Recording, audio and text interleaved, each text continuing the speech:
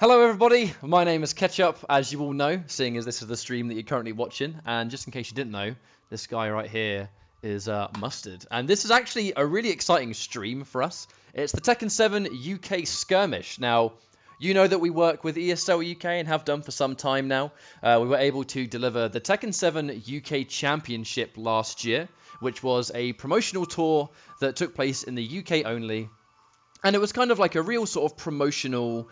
I guess you could say it was a road tour around the UK. We went to a bunch of key UK territories. We went to, Manchester, Birmingham, London, Scotland, and Ireland. And we took Tekken 7 with us, kind of bringing the whole community some pre-release footage. It was console build, so there were some new characters like Lee. The Bears were in there as well.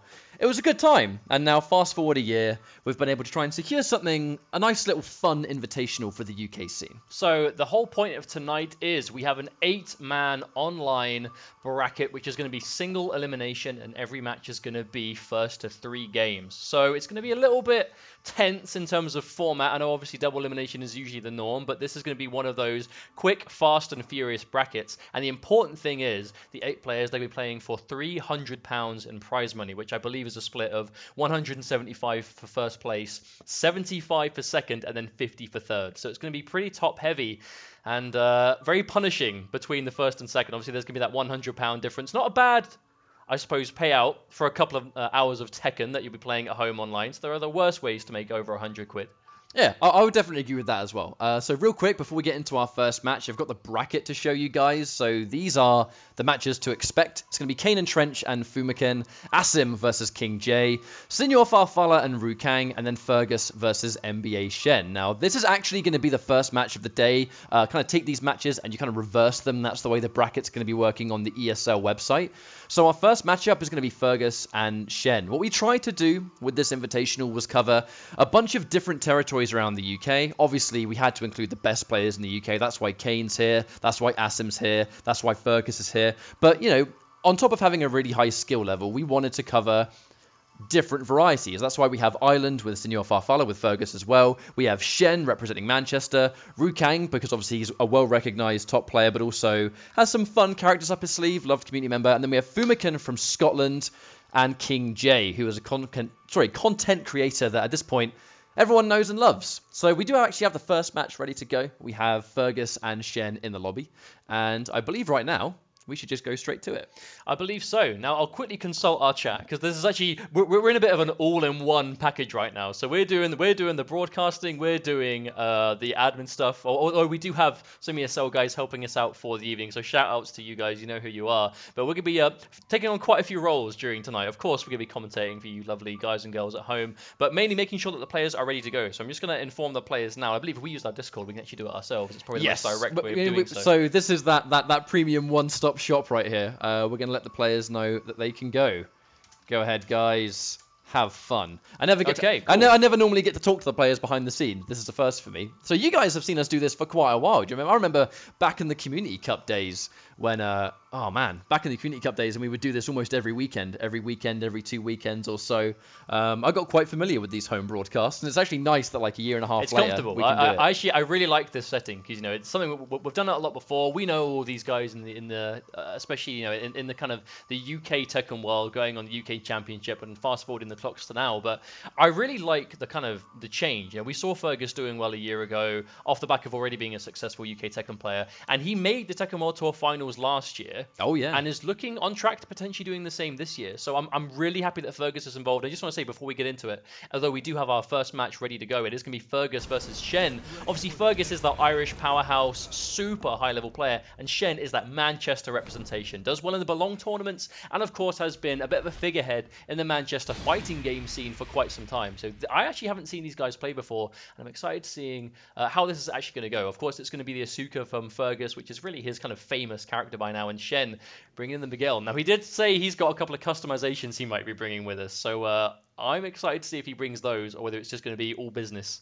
I want to say, by the way, guys, there is also a hidden bargain in this match. In the group chat, Shen said that if Fergus beats him, he's going to make Fergus a premium custom Ricky Martin banner.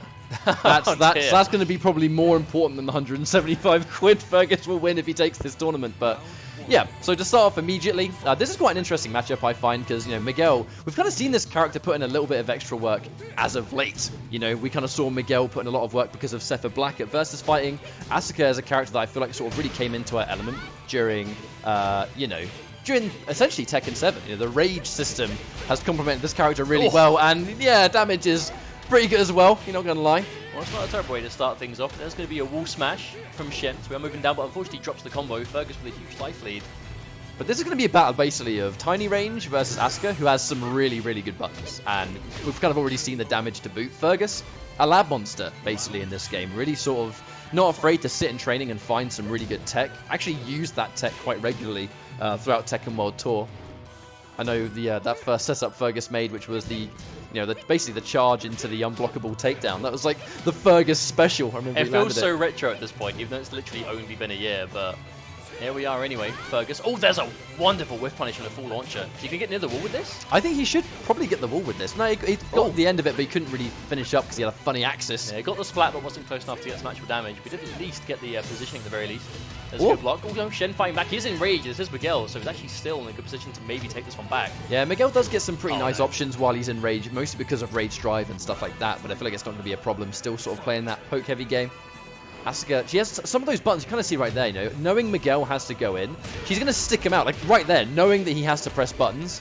You can catch that button, get that counter hit, and then get a full combo. That said, speaking of which, Shen gets some pressure near the wall. I think he's trying to fight back, yeah. I feel like it's not really unwinnable at this point, It's super even, kind of just going back and forth. Poking for poke, but when Fergus has that 2-round advantage, he can kind of afford to be a little bit more risky if he wants to be.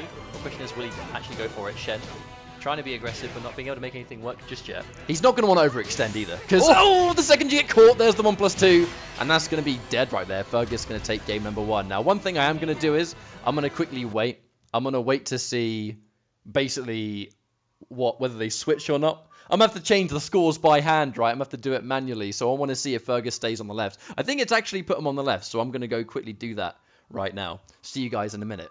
Well, I'm already seeing quite a few familiar names in the chat, so welcome everyone. Welcome to the Tekken 7 Summer Skirmish. This is a new, I suppose, a new kind of tournament format that you could see from ESL UK. Of course, even though this is on our personal Twitch, this is still very much seen to be like an ESL UK production, right? This is a way of effectively just giving some support to a particular community. And just giving a little bit of prize money, right? That's the whole point of today. Online Invitational. Let's get some really good players in to get some good gameplay. Make it look as cool as we can and give them some money to play for. Pretty low maintenance, but at the same time, something that these players can really enjoy, right? They can really, it's just something to play for at the end of the day. And prize money is never too much of a problem for that. It's not a bad day of playing Tekken. If you win a tournament, just kind of get 175 quid just like that. ESL UK have been kind of generous in hooking us up. I mean, of course, shout outs to the guys for helping us make this happen. But these guys would be sitting there playing Tekken online tonight anyway, most likely 9 times out of 10. Well, look, if these guys are competitive Tekken players, some of them actually professional. If you're sponsored and getting sent around, you can actually make this what you do. Then that's really good. It doesn't come easy, I think, in the Tekken scene to have those kind of privileges. And when I say privileges, obviously the players have to earn it. Yeah. Fergus and Kane and like Assam, for example, they're well recognized as the best players in the country for good reason. It's tournament results that have been able to do it. So we're going to be going into game. They did swap, but swapping the sides is not the only swap. We have seen a character change. Now, Shen was actually talking about doing this. He was going Miguel first. It didn't surprise me, but I've been kind of expecting to see him go Katarina the whole time because he's been talking about using Katarina against Fergus regularly. The one thing is, Fergus plays this character. He actually does have a Katarina and he uses her for specific matchups. He's used her in the Tekken World Tour, so it's not like this is going to be a pick that catches him off guard. That said, whenever you change, you feel like it's gonna benefit you, right? You have to go in for like more of an advantage. And for those at home, this is 1st to 3, so it's going to be a best of 5. It's a single elimination bracket as well, just because of time purposes. That's going to be a big amount of damage, and we're going to get the wall ender too. Of course, huge shout-outs to King J for the raid. Thank you very much. Welcome to anyone that's coming here from Jay's stream. Of course, we'll be seeing Jay play a little bit later on tonight, but that's going to be a first round for Fergus anyway. And that really is just the story of Asuka with Fergus, right? It's big damage, it's corner carry. It's all the classic Asuka stuff. Well, she does, yeah, that's the thing about Asuka, is when she catches you in a launch, you're probably going to lose about half life, especially if she gets the wall. And she gets some really nice setups too, we've kind of seen that really classic Tekken 7 tech trap that Fergus was using even during the UK Championship days. And really Shen, not afraid, going for these big launches. Pretty unsafe, you know, but if you're not afraid to pull the trigger on it, it can be quite scary to deal with. I know her snake edge, I remember they were talking, was it's kind of like on the border between seeable and unseeable. Some players can react to it and most can't. It kind of really, the upper echelon can. But that's the thing, right? Out of everyone in this top 8 bracket, I think, you know, Fergus is definitely one of those guys that he's going to be ready with that knowledge. You know, he's going to know a thing or two about those kind of specific reactions. But still, Shen looking really good in this round as well, really bringing it forward. And there's another KO. So Shen actually going up in the rounds now. So the swap to Katarina, you said it wasn't going to be a big surprise, but looking really effective. She just hits really hard, the same as Asuka. You know, she's pretty unsafe. You know, to use some of her main tools, you kind of need to be pretty brave. But the reward can be quite massive, especially when you go for like those optimized combos. Nice, gets that catch on the ground. Good stuff. Is he going to get it again? Oh, goes for the low actually. Nice read, but because we're airborne, that back 3 doesn't launch, but the 1+2 does. And that's going to be 2 rounds each, I reckon. Yeah, just get the nice little bit. Only need like a low poke right there. It's not going to be the end of the world to get that one. Yeah, like not close enough to the wall to get a full, like, you know, maximum extension, but just needed that last little hit. Fergus going to get it. Oh my word. Oh, wow. Yep, I dare you to press a button. That's what that one was. Press a button, mate. I would really, really appreciate it. Oh, and I'm like, oh my please. I feel like we've been seeing Tekken 7 wall combos for like over a year, especially from like Europe, and I'm still not bored of seeing that much damage. And Fergus, what an answer. After that kind of start from having such a dominant game 1 to then, of course, game 2 going, or the first couple of rounds in game 2 going towards Shen, and then to finishing it off the perfect. We might only have 1 game left in this match right here. The question's going to be, because we know Shen plays multiple characters. You know, he plays Kat, he plays Miguel, he plays Lars. You know, he's a character that you barely see him. You know, you rarely see this character, but he's used him in tournament before. But I feel like if Katarina was able to make it to the final round, it makes sense that he sticks with this character. I mean, 2-0, but we're still a close game, right? There's no getting away from the fact that game 2 was a lot closer than the first. And, I mean, we said before, Shen was talking about how he's likely going to do exactly this. You know, start off with Miguel. If it didn't go very well, go to Katarina. Katarina is looking like the smarter pick here, but of course we're going to be going into this game soon. The online load times having to wait for us to move through. So because we're in the lobby, this little break we have to do, you guys understand, I'm sure, but we're in the lobby and we just have to skip our turn. So I just sit there for 30 seconds and say nothing, skips the queue, and then bam, the match is good to go again. How about that? It's like it's automatic analysis time, and then players get a breather. What's not to love? You guys get that guaranteed premium tournament experience. That premium experience. Hi Emma. Bye Emma. That was in rec. Just whoosh, and then she's going back. Whoosh, she forgot her keys. Well, home broadcasts, guys. How about them? There we go. Welcome to the abode of K&M. Let's go. Wow. There we go. We're good to go man. now. Seamless. You guys didn't see nothing. All right. Infinite Azure, this is a popular stage right here. This is a popular stage. Especially after seeing how much mileage I think Fergus is getting out of the walls, and how, I mean, Shen's always on the receiving end of that. I feel like Shen's not going to be too disappointed to see this. That was the door shutting, by the way, just in case you wondered what that miniature earthquake was. We're all right, don't have to worry. Only the most professional broadcast here from PNDK&M. So we've gone with the same character, Infinite Azure. That's going to be... I think it's one of those things where you're taking damage away from Asuka, but she's still going to hit hard. But at least she's not going to get like the presence of mind to have you against the wall and say, hey mate, I'd like to win with pressure, please. So Shen bringing up the bat, I think he's getting ready for a certain character coming in Season 2. Yeah, but I was going to make that remark about the bat, but I decided not to. Well, I beat you to it, didn't I? But Shen's going to have a similar problem here with no walls, though, is that he's going to kind of lose massive damage output too. And one of the reasons you can pick Cat is because of damage. Yeah. Losing that is unfortunate, but yeah, just really trying to stay as safe as possible. Fergus does not want to pull the trigger on something unsafe now. No real point doing it, and again! I feel like that was half prediction and half reaction. I kind of feel like Fergus was looking for that snake edge. Shen has been throwing out a lot of those punishable lows, and in that kind of moment there when I feel like Shen hasn't been afraid to throw them out when he is lower in health, so I feel like that was a smart call out from Fergus. And Shen going for it again anyway, but now obviously has a lot more health to work with, so not quite as punishing, but Fergus is at least going to probably take a life lead from it. Okay, here we go. Yeah, watch out. Just expecting Shen to challenge that charge, and he did. But actually, the 1+2 normally does massive damage with walls, and you're kind of noticing on Infinite, you lose almost like a quarter of the end. You know, you kind of lose the end of the damage. It's not a problem for Fergus, though. This is hyper, uber, super dominant. Yes, it is indeed. But the thing is, it's one of those situations where I feel like, I mean, Katarina has the damage to do it. It's just a question of whether Shen can actually get the opportunity. Because I feel like Fergus's defense has been super strong. But it will. You know, he plays this character, understands. Obviously, we're not going to see the final hit of that 4-4-4 because it's duckable low parry. That's going to be some sick stuff. And I'm assuming he's going to go, yeah, just get some damage. We have the presence of mind to go in and just poke him down.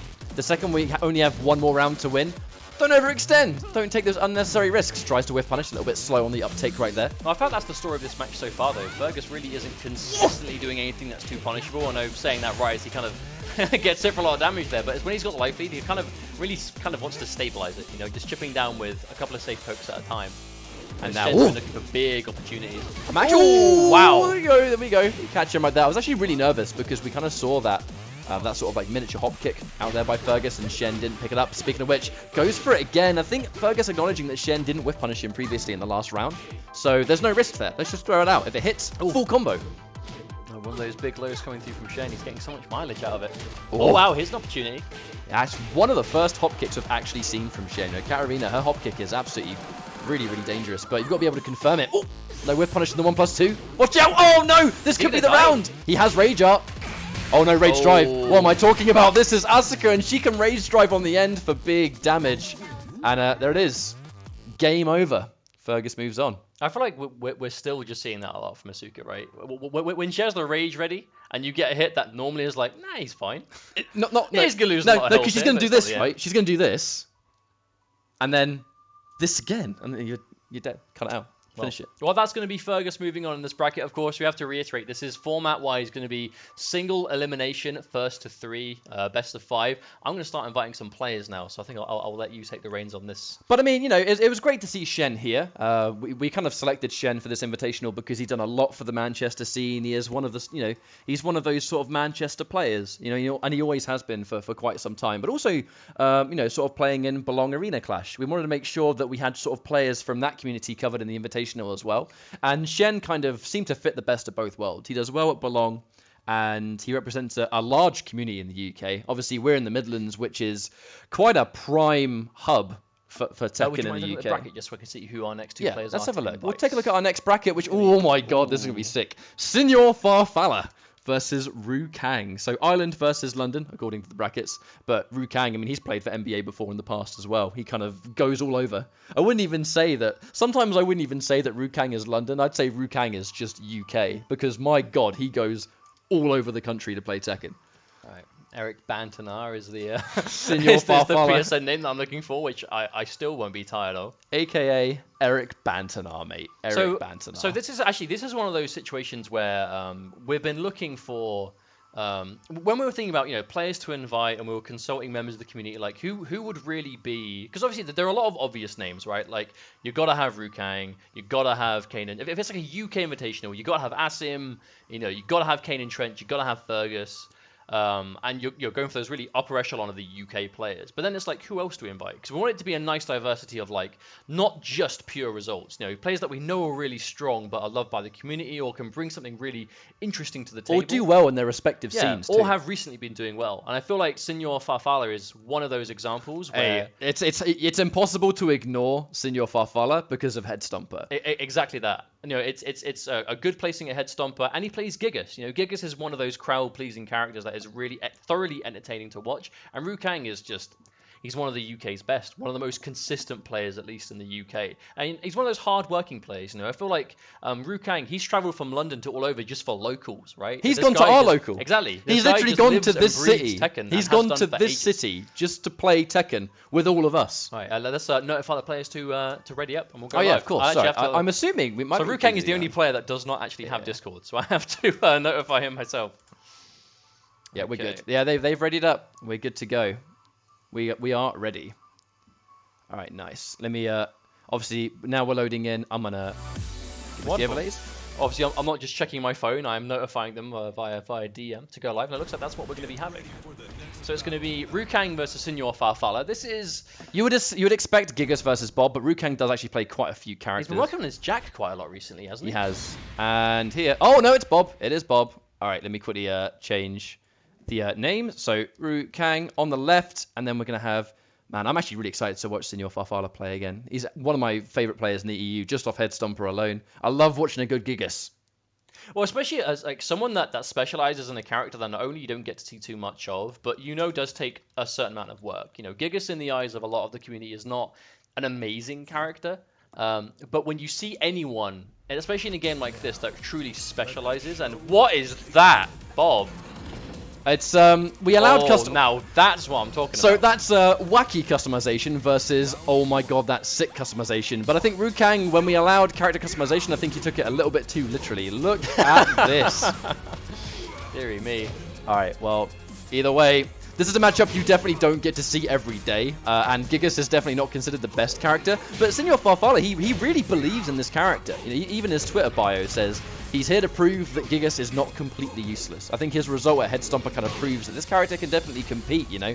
But Rukang, he himself plays some pretty unorthodox characters. He played Roger and Bob in Tekken Tag 2. Roger, I believe, is his favourite character, so he's not afraid to kind of go against the grain as well. Well, it does mean that he's going to understand the mindset behind it, right? You know, when you get to this level of play, it's someone that's played as much as Senor has.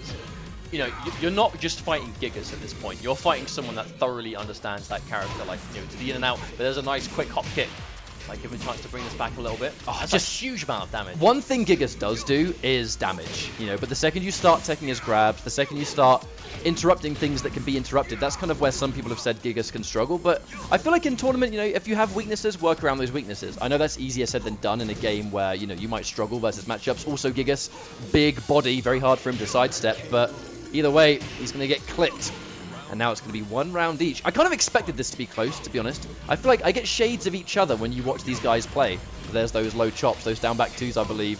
One of his key lows to get you blocking low. And the second you block low, he basically messes you up for huge damage. But also, like, when you're going for any kind of conditioning, it does kind of expect a lot of respect from your opponent. And we know that Rukang is the kind of player that, he's been around for so long. If there's someone that's going to understand, uh-oh, you know, I'm blocking here, I'm clearly not at advantage, time for me to hold something, and you can almost use that against them. Rukang is definitely the kind to be a bit respectful in that respect, or in that essence, I should say. And then, just oh like my that, god, right? So that's point-blank launches an just to immediate. mix things up. That's the immediate answer. Is the second you know Gigas has to really check you with those lows, and hop kick, you know, it's going to chew those up. So it's a hard read. You can punish those hop kicks, but if you're that confident, it's going to be risk versus reward, as these things always tend to go. The crouch! Wow. Ready for it. And there we go. That should be the round. One more hit's going to do it. Yeah. Presses buttons afterwards. Hard call to make when you're 1 hit away from being KO'd, but he made the call to interrupt, and there was a second button on the way. It's one of those nightmare situations, right? In a game with so many fast, kind of like, you know, quick options mid and low, having 1 hit of life away, a bit stressful. Oh. But I really like Senor's awareness. The second he kind of gets that counter hit down back to that knockdown version, he's ready to kind of pick up off the ground. And on hit regularly, he still takes the frames. Ooh, unfortunate trade. Yeah, back still against the wall. Doesn't want that. Oh. Uh-oh, hell sweep. Hell sweep. No, the it's Rukang special. Oh, no! Block! This might be... No. I think he's dead. Shoot, he might be dead here. Oh, no, not quite. Doesn't get the angle. Oh, slap him up. Rukang was going for that, the classic Rukang finish. I think we've all seen the clip where he did that about like 7 times in France in a row, and it worked. I mean, but I feel like that working so often has almost like has become his greatest weapon and also his worst enemy. Because every time it hits, he's just, I got to do it again. I have no choice. It is fate. It is connected once, which means it has to connect many times. I mean, there's always that rule of, well, the first thing is obviously don't tech roll. That's when you saw that clip of him landing it over and over again, it's because there was like 7 million tech rolls in a row. So it's like, all right, I'm just going to take this mix-up, mate. I want to take it. But that was wacky. It was. But it was a good kind of wacky. I like it. But it was the good kind of style. You know, that's what we're expecting. You said before you kind of expected this to be a bit close. I feel like Senor is really kind of riding some momentum right now. Obviously, he did well at Head Stomper. He's been playing the game a ton. You know, just one look at his Twitter to find out that, you know, he's always posting tech and interesting like character-specific stuff to his YouTube. So he's clearly putting in the work at the very least. But of course, Rukang, we know he has been working on a jack, and I can, you know, even see some people here saying, you know, are we expected to maybe see him pull out the jack? But I'll be honest, I've seen Rukang play so much, but I still don't really know what dictates whether he'll change characters or not. Because I feel like whenever I see him in, like, when it really boils down to it, when he considers it like a serious time, it's usually the Bob. But I have seen his Jack too, and I wonder what dictates what character he plays, whether it's a matchup thing, whether he favors Jack against certain players, and what the mindset is behind it. So for those asking in the chat, just because obviously we've had some of you guys join us, thank you very, very much for tuning in, and we hope you enjoy the show so far. The format of this tournament kind of is replicating some of the fighting game leagues we've done in the past. So, you know, similarly, it was something like when we did Injustice 2, when we've done Mortal Kombat X in the past, they were best of 5 single elimination. It was kind of like, that's just kind of how the format of some of these tournaments have been, and we kind of wanted to replicate that here to kind of see how it worked out and kind of see what the experience would be. So we opted to go with best of 5 to give them the highest amount of games they could in this format. And It should be pretty good so far. Yeah. I think the players are enjoying it, and we'll see how the rest of the tournament pans out. And it's not like they're just playing for nothing, right? There's £300 in prize money up for grabs. In first place, he's taken home 175 of that, so definitely the majority share. And it's not a bad way of making a chunk of change for a couple of hours of Tekken. But of course, Ru Kang going to be sticking with Bob by the looks of things. Now onto more of a, I suppose you could say a standard stage here. We do see Mishima Dojo quite a lot. All right, now the throw techs in this matchup, I think it's important from both sides, just because of like both the sheer damage that Gigas gets off his grabs, and the fact that Ru Kang, he gets a full combo off his. You know, the grab he's going to prefer is always going to be the launcher. Not an amazing trade for Signor, seeing as he was so weak. Might be able to get something big and significant off that, but just gets clipped before the round ends. Oh, Signor sticking out those jabs at the start. Oh, but there's a whiff punish from Ru Kang. I think he's really just sniffed out those just poke attempts from Signor. Well, I know King J and Ru Kang have actually played in the past in this exact matchup, so it's not exactly going to be a matchup that Ru Kang doesn't well, yeah, of course. We potentially have two opportunities to see Gigas in this bracket. We have King J. I know King J's definitely been playing, a lot of. He's been playing a lot of Geese and a few other characters, but we know he has the knowledge. He always has access to the Gigas if he wants it. There's no way he's playing Gigas in this tournament, by the way. I would be surprised, because he's playing Akuma and Geese. There is two, but launch! Stick out a button, please. We're going to get the wall ender. Damage incoming, and a wonderful position. Plus on block. What's the mix? Good block on the mid. Very safe. Trying to stay safer. Oh! Watch out on the second hit. On the verge of a perfect. One more, and a perfect. What a turnaround for Signor Farfalla. Well, it's a good way to get momentum back, at the very least. Of course, Ru Kang is still 2 rounds up. Every time I see a hell sweep, I get nervous. Every time I see one. I feel like both players also do as well. Because Ru Kang is the kind of player that will clearly stick it out multiple times just to make sure, just to test if you're looking for it. Oh, gets caught by the second button, allowing a full combo.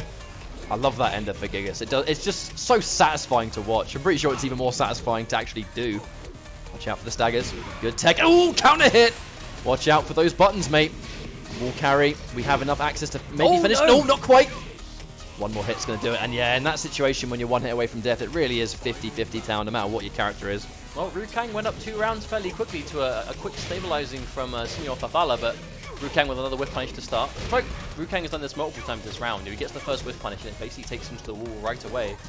He's just not afraid to play by momentum. You know, Ru Kang, whenever he wins rounds, it can be quite fast and furious, and he gets the splat as well. Oh, wonderful whiff punish as well on the walk around. 1 game each. That was super clean. I feel like Ru Kang did a good job of kind of keeping Signor at a really unideal angle, right? Not just back to the wall, but back to the wall, like kind of like one of those like, weird axis where it's kind of like really awkward to either press something or to get away from it. Because it really gave Ru Kang the opportunity to kind of, sidestep away towards the wall again to really keep him back there. And Gigas with his back to the wall seems like not to have the most amazing options on the defense at least. But Ru Kang could be going up 2-0 now over Signor Farfalla, which I'm expecting to see Gigas from him kind of throughout. Can't imagine he's going to be changing around.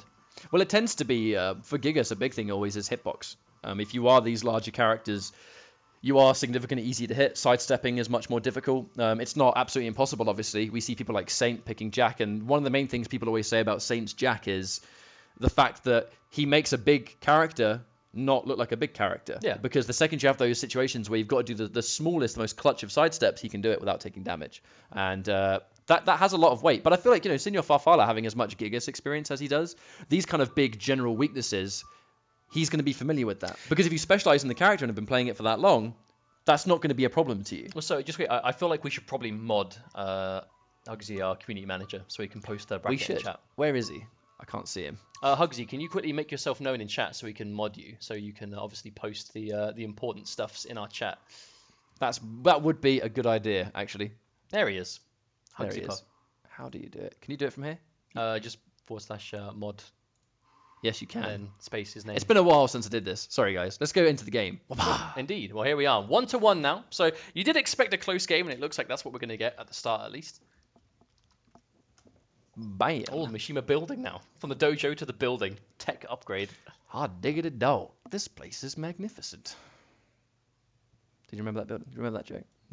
I mean, yes. It was day one. I feel like the Negan memes will will flow this year. I feel like Evo was just the beginning. I feel like they don't know what they've unleashed by putting him in the game and the memes that come with it. Well, they just didn't know how It's amazing. irresponsible when you think about it. Yeah, because they weren't ready for FGC Negan memes. But either way, we're going into our next match. That was a really long throw tech. I feel like it took a million years, didn't it? Oh, big launch. Oh! On the wall as well. So much damage. Oh, and that was actually wonderfully charged. And actually, seeing the charge, I'm surprised Rukang actually did a get-up attack there because he was charging it. He was waiting for that, and he just pulled the trigger the second he saw it.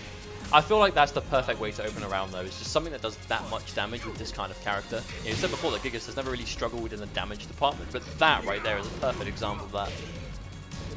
Well, if Gigas has a good round, that's going to do more damage as well. Not going to quite get the wall, but even without the wall, look at the damage. Oh, it's so good. It's so good. Sinyo has a nice lead again in this game. And yeah, I actually love the fact that he's going for that armored absorb because he's in a situation now where Rukang has taken so much damage. He's kind of making Rukang afraid to poke. Now he's kind of within that rushdown territory, punishes it, but he can't get a full punish. The speed. And wonderful button actually right there. Could have traded. Could have been bad. I feel like Rukang is never really playing too scared though. Even when he's down on life, it feels like he still knows exactly how to kind of try and seize it back. I feel like it really only comes with experience. And it will, for sure. And oh my god! I'm actually really surprised Rukang pulled the trigger on the running attack. But he charged that for so long, you know. I wonder if Rukang pressed a button because he assumed the armor might have ran out. Just stuck out a launch. Wall ender. Oh no, just missed it. Oh, the trade. That's not bad for Rukang to get some distance, but it has put him in rage at least. I feel like it was a bad trade because they still got up at the same time and his back was still the wall. He's got rage now. Yeah, I feel like that was the damage he possibly needed to bring it back, but Sinyor just keeping it a little bit safer. Single jab. Oh, and the grab getting it again. Rukang really constantly fishing for that, just constantly testing Sinyor. Sure, Farfalla is always Tekken. Oh, I love Bob's corner. I'm going to say this about every character, but it's a satisfying wall ender. And speaking of which, the optimization are wonderful stuff.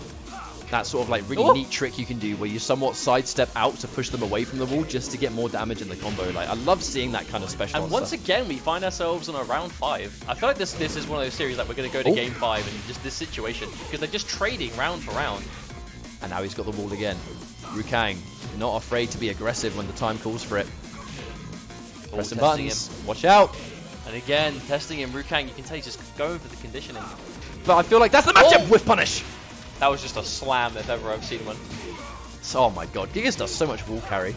Oh, punish. Oh, doesn't get the punish on the springboard. Oh my god! No fear. Not a shred of fear on this man. Oh, not enough. Oh! And Sinyor Farfalla trying to challenge him, but again, that running attack.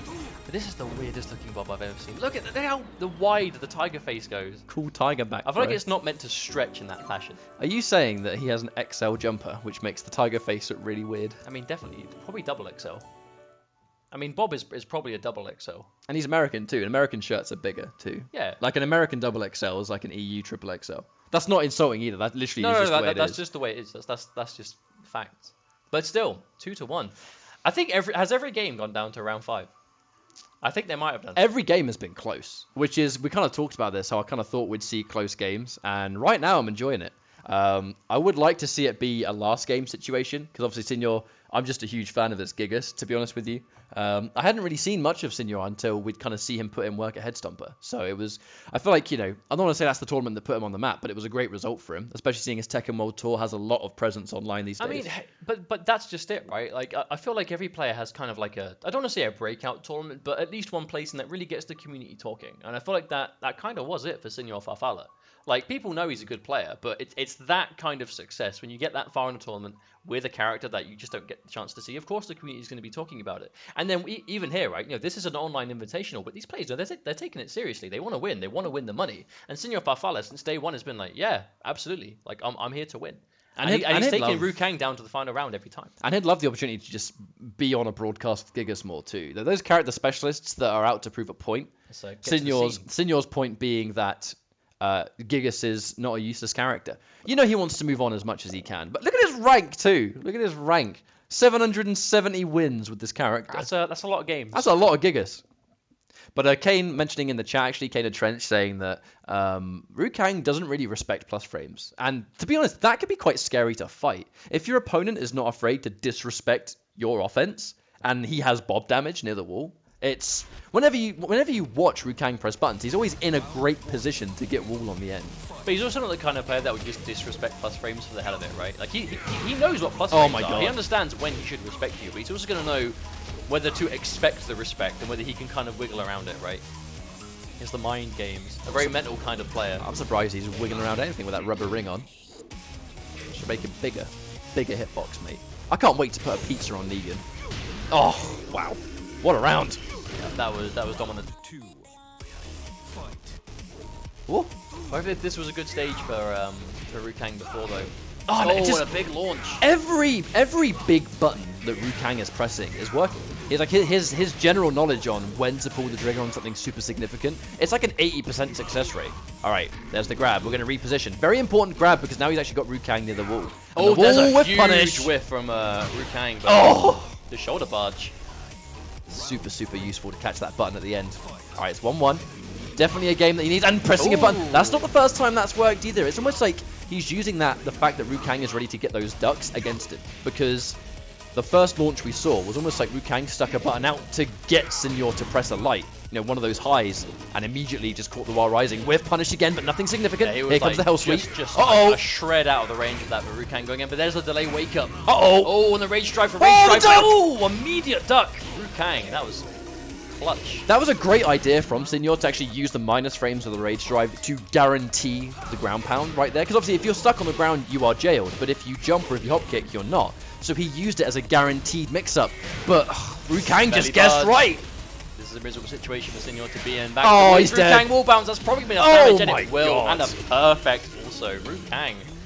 That was a massive turnaround. You know, from going to round 5 in literally every match to then super dominant rounds. That's a good turnaround for him for sure. Let's be moving on to the semi-finals now. That was really impressive. I gotta say, I from what I'd seen of Senor recently, and the fact that even if Gigas was not considered an amazing character, his Gigas is so good. Yeah. I thought this might have been quite difficult for Rukang. And whilst it wasn't an easy win, that final game was just a complete night and day, just flip it on its head. Now, our next match should be a matchup that I think you guys at home will be quite excited to watch. Hence the very generous raid that we got from Mr. King J. I'm sure some of you viewers are watching the stream right now. It's going to be King J versus Assam. Now, Assam, this guy, as a player in the scene, he needs no introduction. Old school as hell. Very, very talented. Really come into his element this year in the Tekken World Tour. Had kind of a rough year last year, even though he was always recognized as being an amazing player. I feel like it actually took Assam that year to find his footing. And now he is, a lot of people say he is the best UK player. You know, he had a very impressive top 8 showing at Versus Fighting. I mean, he beat Kudans to get into top 8. I mean, how much more success do you want? How much more of a head do you want to claim to say, I am the real deal?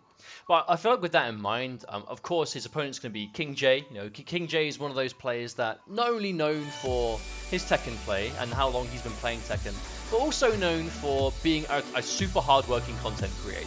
You know, King J, he streams almost every day. You know, super regular uploads to YouTube. A lot of it is educational content. It's very much for the sake, for the benefit of the viewer. You know, it's not just content for the sake of it. He definitely has taken this kind of like educational standpoint because he does know a lot about Tekken and he knows how to teach Tekken to his viewers and his fans, which is why he's become such a successful creator. That being said, I think there's no getting around the fact that he's definitely drew a bit of a short straw in this first round match, considering, like you've said, Assam is so successful in the UK and has had international success in the UK against some really heavy-hitting players. You know, just thinking back to Versus Fighting about a month ago at this point, if that, and he got super far and was really holding his own against the world's best. Well, I saw, I'd seen the last matchup I saw, because a lot of it was off stream at Versus Fighting. King J had gotten pretty far in the bracket, was against Sepha Black. I think Sepha Black was the player that had eliminated him later in the bracket.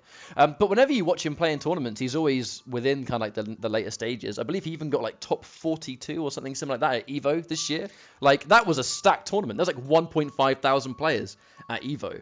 And King J was, at the very least, within that top 64. Getting that far in a tournament that stacked is a huge feat in itself. There's no getting around it, right? He's just a hard worker. You know, he travels around wherever Tekken can be played, wherever he wants to go. You know, he's always flying overseas for tournaments, traveling around Europe for events.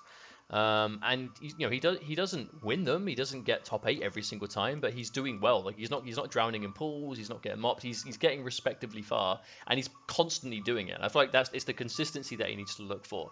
So even though it's going to be a tough match against Assam, never say never. I'll be excited to see what can happen. Of course, he does be playing that Geese, which is a character that is always really fun to watch. However, although we should notify them that we can get them to go live. I thought you were doing it. I thought I'm doing the production. What are you doing? I don't have what's this Discord on my guy? phone. Check out this dude. Check out this guy. You guys are... Oh, no, they've done it. Never mind. They've done it. Shout outs to Hugsy, our admin, for doing the heavy lifting for us. Thank you very much. We're back. We're going to go back into the game. Seamless, man. Seamless transition. Seamless. So sick. So clean. The cleanest. Of course, shout outs to all of you guys watching at home so far.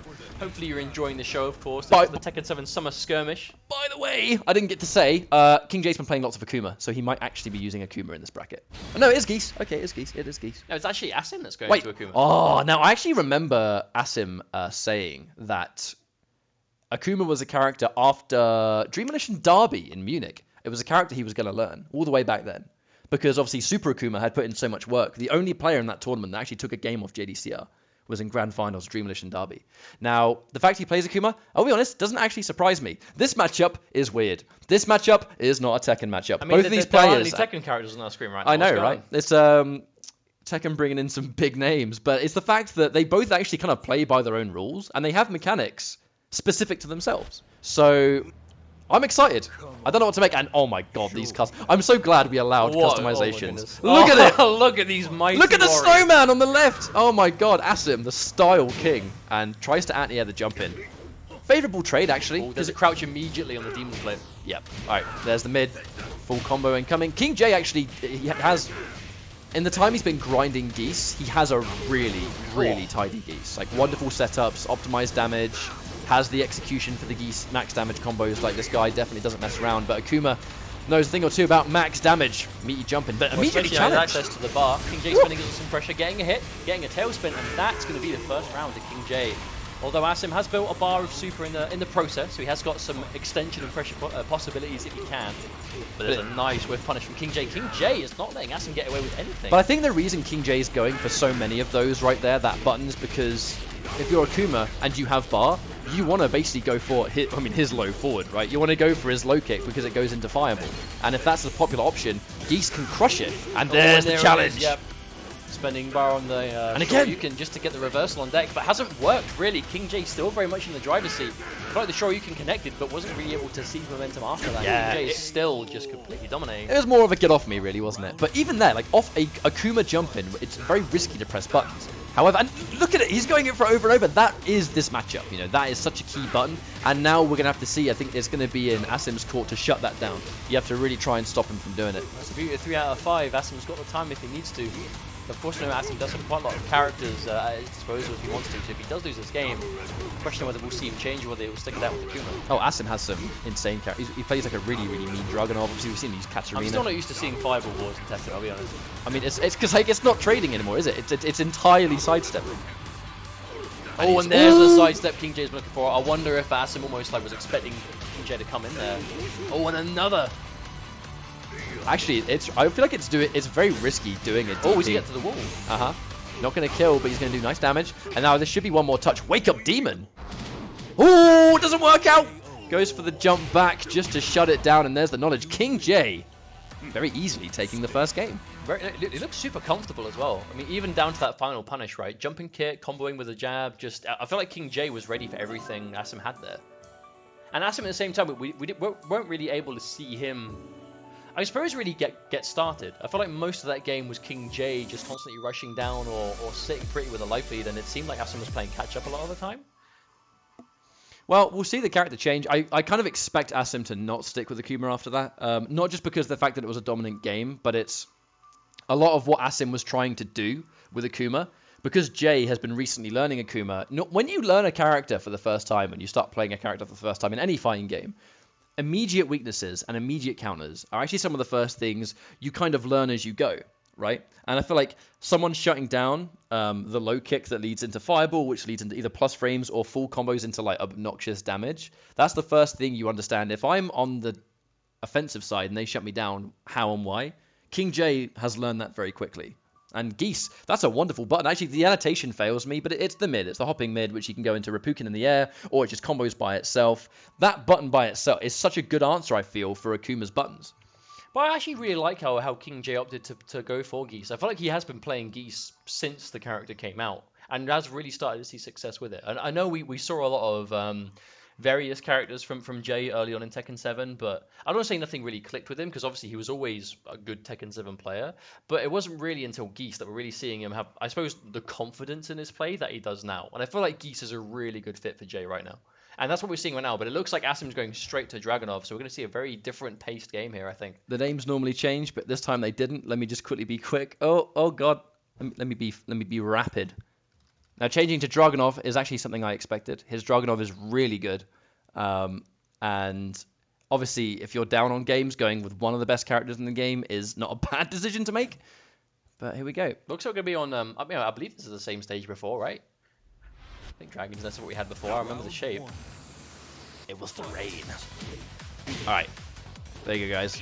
I know the chat's a little bit delayed, so rest assured I changed the names back. I promise. Alright. Immediate punish on the slide. That is one of the most interesting Dragunovs I've ever seen. Look at the little tank following him around. I love it. Okay. And I actually didn't see the tank. The tank is like legit hype. He's also got either maracas or a lollipop. I can't tell which is which. Alright. There's the tech. What's the mix-up off this? Does he take damage? Yeah, he just wants the damage. Don't even bother trying to get anything else. Jay's in rage. Oh, is that going to do enough? Yes, it will. Always got to watch out when you see Geese in rage, especially when he's got some bar behind him. Who won between Rukang and Senior Farfalla? It was Rukang. 3-1, I believe the result was. Yeah, the first couple of games were super close, but last one Rukang kind of ran away with it. King J though, Assam to the wall. Oh, misses the extension. It was just a funny angle where you kind of went for the second parry. This is Geese near the wall. This is going to hurt so much. But he can't. I don't think he could go for the full version when you normally go for a jump back, because again he was on like a somewhat of a different axis than normal. All that damage off a parry though, you know Jay's going to be happy with that, and he still has a bar of resources if he wants them. Now 1-1. You get so much from that parry. It's such an amazing parry, especially when their backs to the wall. You can get some like 70% sequences. It's pretty mad. The one Jay did obviously was, I think, more of a safety combo rather than full damage. Oh, definitely. No, item moves are not allowed. Oh. We've allowed any kind of customization for like visual purposes, but we're not allowing players to actually use item. No one's allowed to throw a pizza or shoot a gun. That is banned. That is forbidden. The forbidden tech. Ooh, there's a turnaround though from Assam. I just noticed 1,300 wins on this Dragunov. That's actually that's a lot of online games. But Assam, he's been on the grind, like not just offline but online. And he tries to whiff punish for down forward 2, doesn't manage to get it. Wonderful sidestep. What an answer! Now he's gonna get plus frames. Really showing the knowledge. Trying to stay safer now. Yep, the catch, and there is the punish. Normally that Geese wall escape has a 100% chance of hitting, and another sidestep. And I feel like that's actually his answer. I think it's the forward 1+2 someone mentioned in chat. That is his answer. Sidestep round it, catch him back turn. Dragunov's back turn damage is really strong too, and there it is, challenging the down 2 on hit, while Rising 4 is going to guarantee it. And that's just a 1-1 like that. Of course, I hope Assam doesn't allow the tank to shoot. Me too, because he did at the end. That's like an admin decision I'd rather not have to make. I'd rather the tank just be there and enjoy the show, just like the rest of us. He can watch. He can watch like we must watch. So Assam going to Dragunov and looking a lot more successful. Not a huge surprise. I think it goes without saying that his Dragunov is a lot more experienced in tournament than his Akuma. I don't doubt that there's a reason he would have picked Akuma. Like I don't doubt his knowledge with the character, but I mean, it's his Dragunov, right? Like he's played this character for so long. And he's got loads of characters that he plays at a super tournament level. Obviously we saw him get top 8 and use mostly Katarina at versus fighting, which was, you don't get to see Katarina all the time, but I feel like Europe has some really good Katarinas. Obviously we have Fergus, we have Garlanda, even Spaghetti Rip, Spag. Spag plays Katarina. Shout out to Spag in the chat, man. Hopefully either you're watching right now or you watch it later, because I don't know. Hi man, if you're watching this, wave. So game 3, I mean, I'm expecting. Do we think that Jay is going to swap off in Gigas? Has he got any reason to? You mean swap to Gigas? You said swap no, off. swap off Geese. I'm about to say. I looked at Geese and said Gigas because I'm looking at Gigas in the chat as well. Is he going to swap off Geese, or is Geese going to be the man? This is the mix-up. I think it's going to be Geese all the way. I don't think he's going to change. I don't think he will. I thought if it was down, then he maybe thought, screw it. Maybe he'd go Akuma or something, because that's a character he's been playing a lot. But I don't think so. I think he's going to be Geese all the way, in my humble opinion. All right, here we go. Dragunov one of the best characters in the game for good reason. And the swap, I actually don't know. I've never known what dictates whether people swap or not. But I wish I had that program. You know that program where you can like. Oh, it automatically names. swaps the names and score. I know, right? That makes things so much easier. But alas, we're doing it underground style today. Manual or nothing. This is old school style from our perspective, but we're in the game. Geese. Well, we're evened out at least. But, you know, I think Jay taking the first game has given him a little bit more breathing room in the long run, though. Because obviously it's single limb, sure, but it is first to 3. So, of course, there's still a couple of games to work with. Now, that was always the goal, though, right? Was to try and give the guys as much games as possible, given the format. And just so much knowledge, like absolute knowledge. Immediately going in for the plus frames and enforcing the grab. Immediate low parry, because he knows King Jay is going to try and poke with a low. This whole round has pretty much been Assam saying, hey, Jay, I know what you're going to do. Well, Jay's got rage. He probably doesn't have any bar. Oh, big whiff, but Jay. Oh, imagine he's got the punish in time. Yes, because he doesn't have max. He's like just a speck away, and there's the max mode. This is the meter that you can actually use to win the round if need be. No counter hit on the low. I believe that one only launches if they press a button. Plus frames and force. Oh, and another sidestep. Every time he's going for it now, that's his answer. And it's off plus frames. It's a brave decision. But what's going to be Jay's answer to the sidestep? Does he just delay, wait for the sidestep, and then do something else? Or does he preemptively try and beat it? Well, we might be moments away from finding out. I'm sure King Jay's aware that that's now a consistent answer. And there's the parry again. No max mode, so we can't get the max damage. But even without it, look at the damage with no max spent. A half-life parry. Just like that. I love that positioning, though, from Jay, just to, like, swap, so he's going to get knocked off the wall, but ends up going into it again, Jay. Oh, gets the low, and another low. Stand up. Oh, that was sick. Stand up, sit down. Tank had to watch the whole thing. No choice. Powerless. Oh, Jay, wow. Just running into his face and ducking. So poke heavy in this round so far. Grab, okay, nice, no tech. Woo. If he's going to get hit by a mid, at least make sure it's that one and not the down forward two. Uh-oh, chop him up. Oh no, wall ender. Now Jay flying back off the floor, managing to immediately swap it. So now Assam's there, now, goes straight into the rage. The thing is, normally, the wall rising 1+2, that shoulder, it putting you in the wall doesn't matter if they have one hit left, but I really feel like that has given Jay a wonderful position! No way! Jay able to turn it back. How many times have we seen that? A rage art doing so much damage, just immediately swap it around. Jay knows going to be popping off on that one. Against any other character, putting yourself against the wall just to try and finish the round isn't bad, but against Geese, it's an exceptionally bad decision to make, I think. Assam trusted it, but just got hit, and he's, oh my god, and King Jay is just relentless! That is going to be a dominant game, 2-1. That is why you don't want to be against the wall against Geese Howard. I look like Jay just really started feeling himself after that crucial turnaround, you know, doing as much damage as he did, and I don't want to say stealing the round, but really kind of like snatching it away, you know, off of being so down on life. He was so down on life, knocked down against the wall, but I feel like that one wake-up attack off the ground, that one attack that swapped it around, that then put Assam I think it's opened up the chance to do that damage. He kind of just ran away. I think it's Dragunov's while rising 1+2. It's the shoulder barge. Every single time you're in that position, it puts him against the wall. But normally, because it does so much damage, in that instance, it was either to try and kill Jay because it does high damage, or it was, even if I do get put against the wall, I'm still okay because it's now a 50-50 for him. It's either low or mid, and anything will take him, right? So I think he just made the call to say, even if he survives, I only have to hit him once afterwards.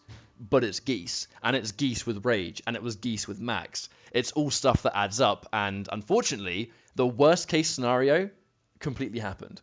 I feel like that generally though is the story of Tekken. I feel like it's so hard to see someone down on life in a lot of situations and go, right, that's it, this round's a wrap. I feel like the comeback potential, as long as you've got access to rage, is always there in some way. I know certain characters, it all depends on how much damage you can get off of what rage gives you. But I feel like Geese is one of those characters, especially that you'll see him low and it just won't matter. If he's got max mode, if he's got access to some bar, and he's got rage, then I mean, you have to be careful.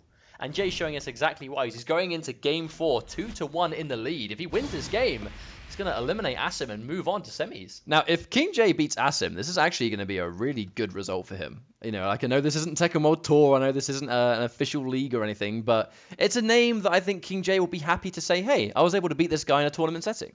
I mean, Assam is, you've said it before, right? Assam is one of those top level UK players. You know, a lot of people regard him as the best player in the UK.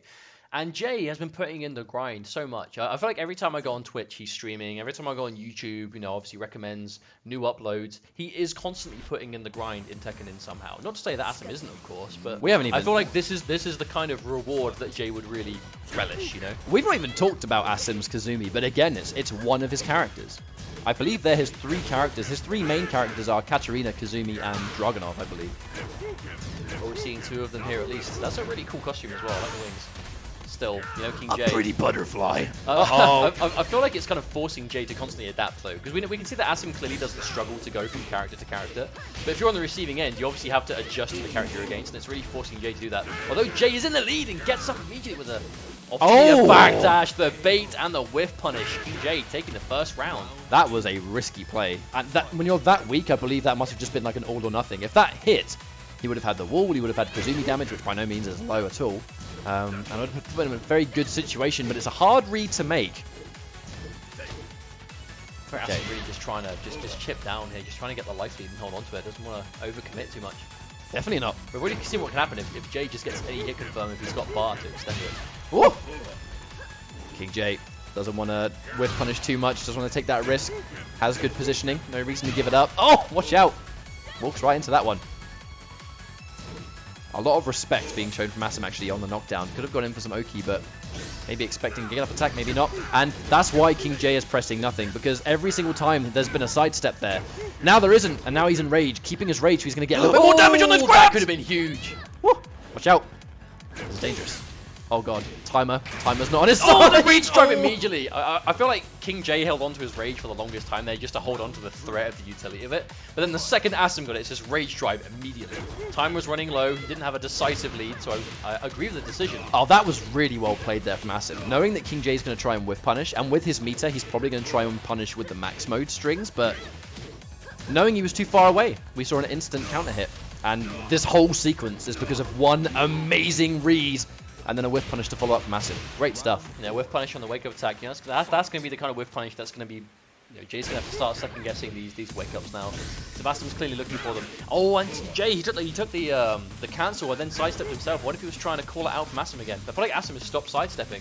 I feel like the conditioning has worked. And he's now going back to playing a very slow game too. He can be aggressive now, but the patience! Hang on. No substantial punish, unfortunately, but he's got a good positioning here. Let's go for that poke. Watch out. Oh, whiff. Jay, he attempted the whiff punish, was just a little bit too far away. There it is, got a long range low. I think he'll be taking it back. Oh, was that a taunt at the end? I don't know. I missed it. At least the first couple of milliseconds of a taunt, at least. But that's going to mean we're guaranteed to go to a game 5 here.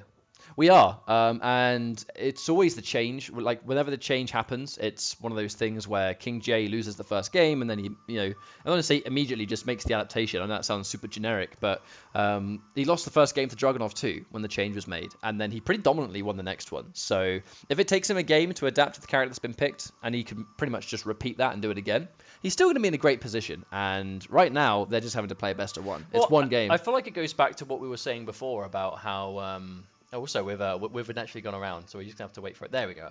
But I feel like it goes back to what we were saying before, right? I feel like against a player like Assam that has access to so many characters that he can swap to on a loss, it is so important to win the first game against a player like that, especially in like a 3 out of 5, where if you win the first game, then they change, and then they win, and then you win, and it takes you those 2 games to adjust. All because you won that first round, you are given the luxury of having those 2 chances to kind of come back from it. And this is the situation that King Jay finds himself in now, as we're going to game 5, King Jay versus Assam.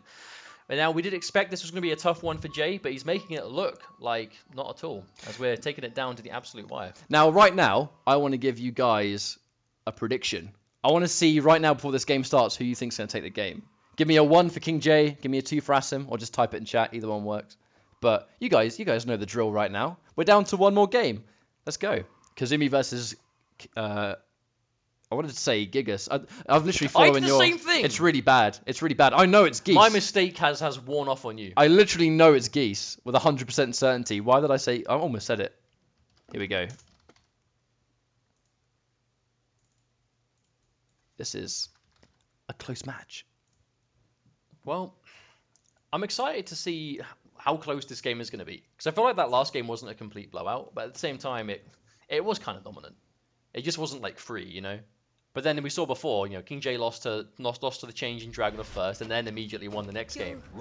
But it was on the back of a complete turnaround. There is some love for King J in this chat, and I'm positive it's because a lot of his viewers, a lot of his fans are in here watching. But it would be nice to see King J move forward. Just feel like watching a good Geese. Geese is such a fun character to watch. Lease. That doesn't even make any sense. I know. The Geese is Lease. Okay. I feel like he's trying to whiff punish fireballs, but just isn't quite able to get there in time. But at least we can whiff punish him with plus frames. Could be worse. But sidestepping around a fireball and putting your back to a wall is still going to be, even if no damage has been taken, that's actually a win. Yeah, doesn't get the wall splat. A little bit too far away. Spending the rage drive early, just trying to fight out even on block. Has been able to put him in somewhat of a good position. And there's the low. Watch out for that one. Not the first time we've seen Assam do that though. Just spend the rage drive the second he gets it. Oh wow. Big low.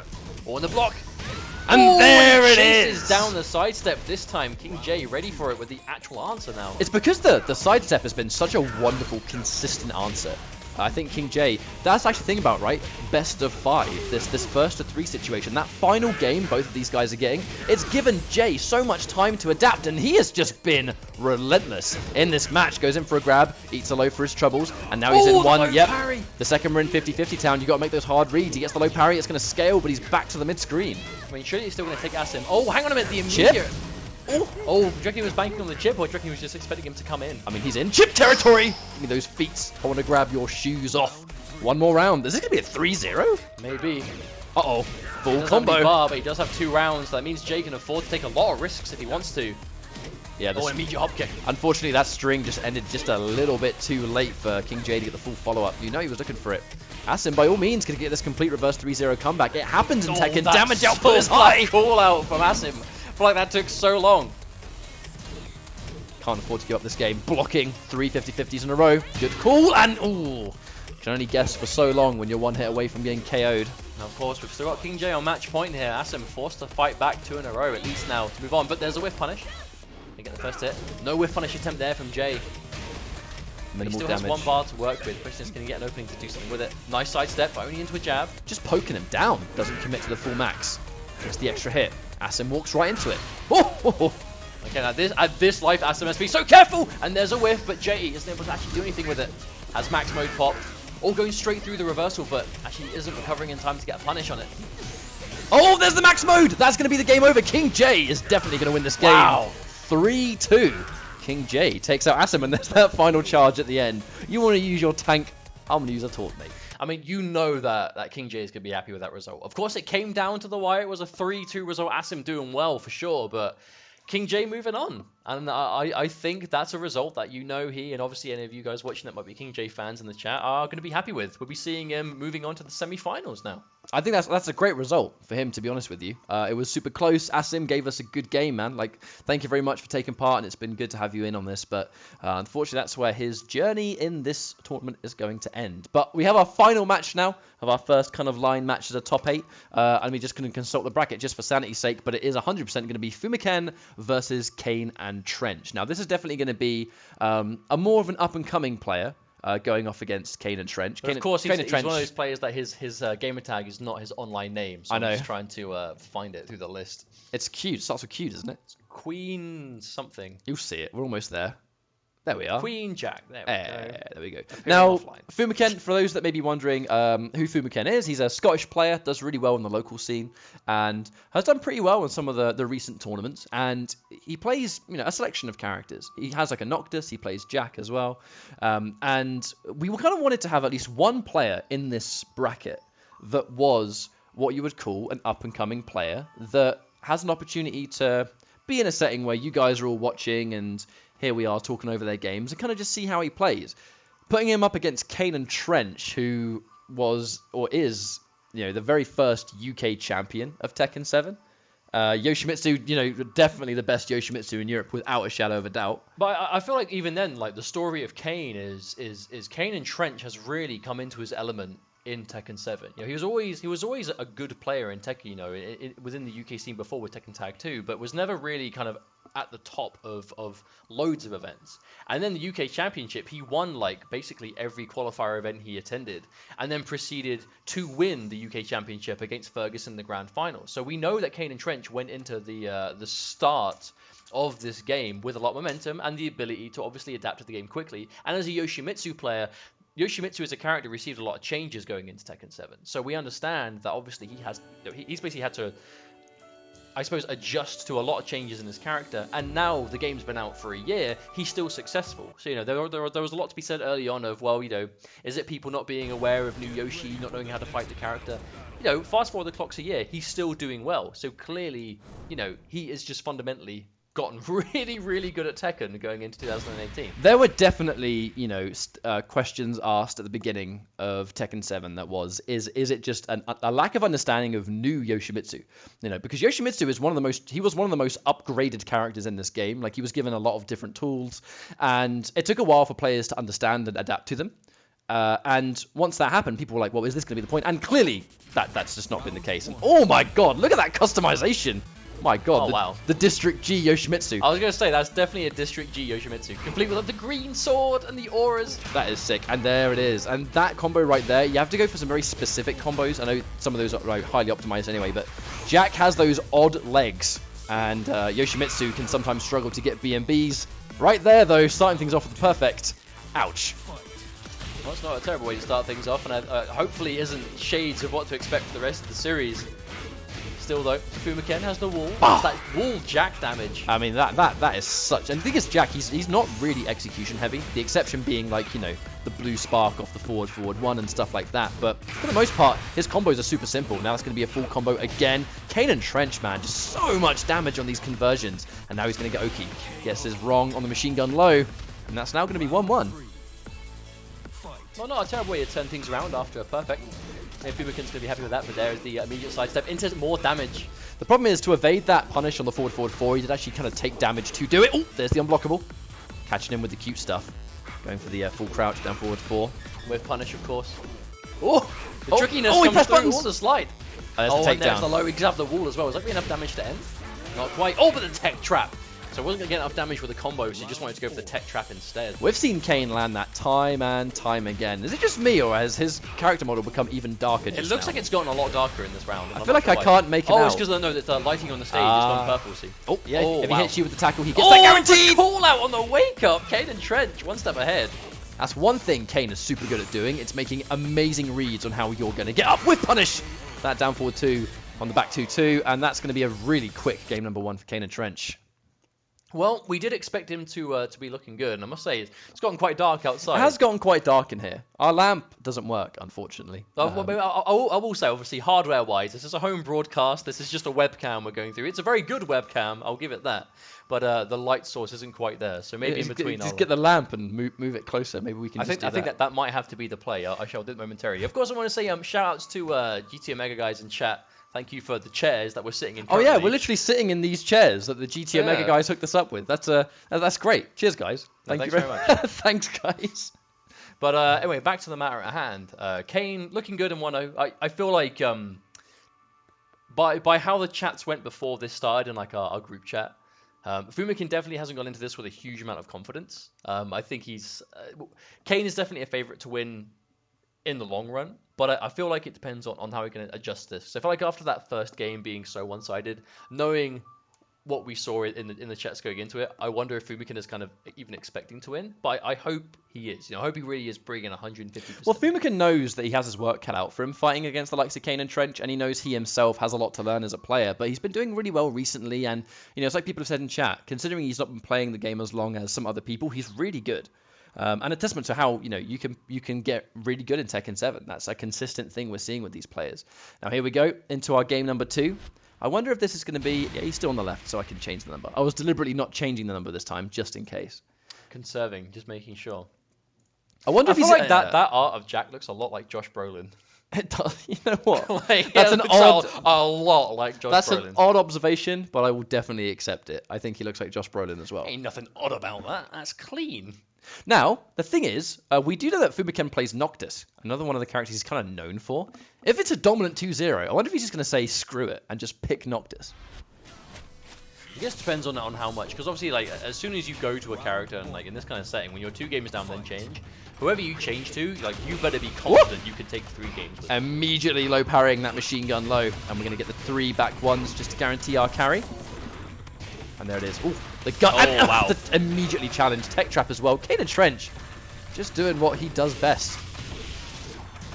Ooh, goes big in. block. Yeah, goes in for the Pistons. So obviously he caught him in the air with a jab. That's going to scale really heavily.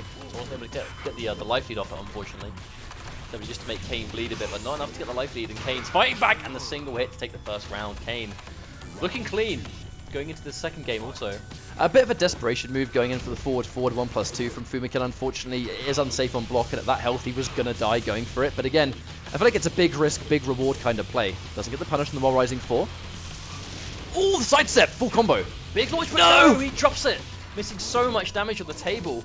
He needed that combo just to get the life lead, but now isn't going to have it. I wonder. Last opportunity to do some damage instead. I do wonder if he is a little bit nervous, actually. So some of these drops that are pretty basic B&Bs, yes, he took the round, but some of his basic combos, I know he can do those blindfolded 10 times in a row. But now he's playing on stream and he's against like KaneAndTrench. I wonder if that's having an effect on him.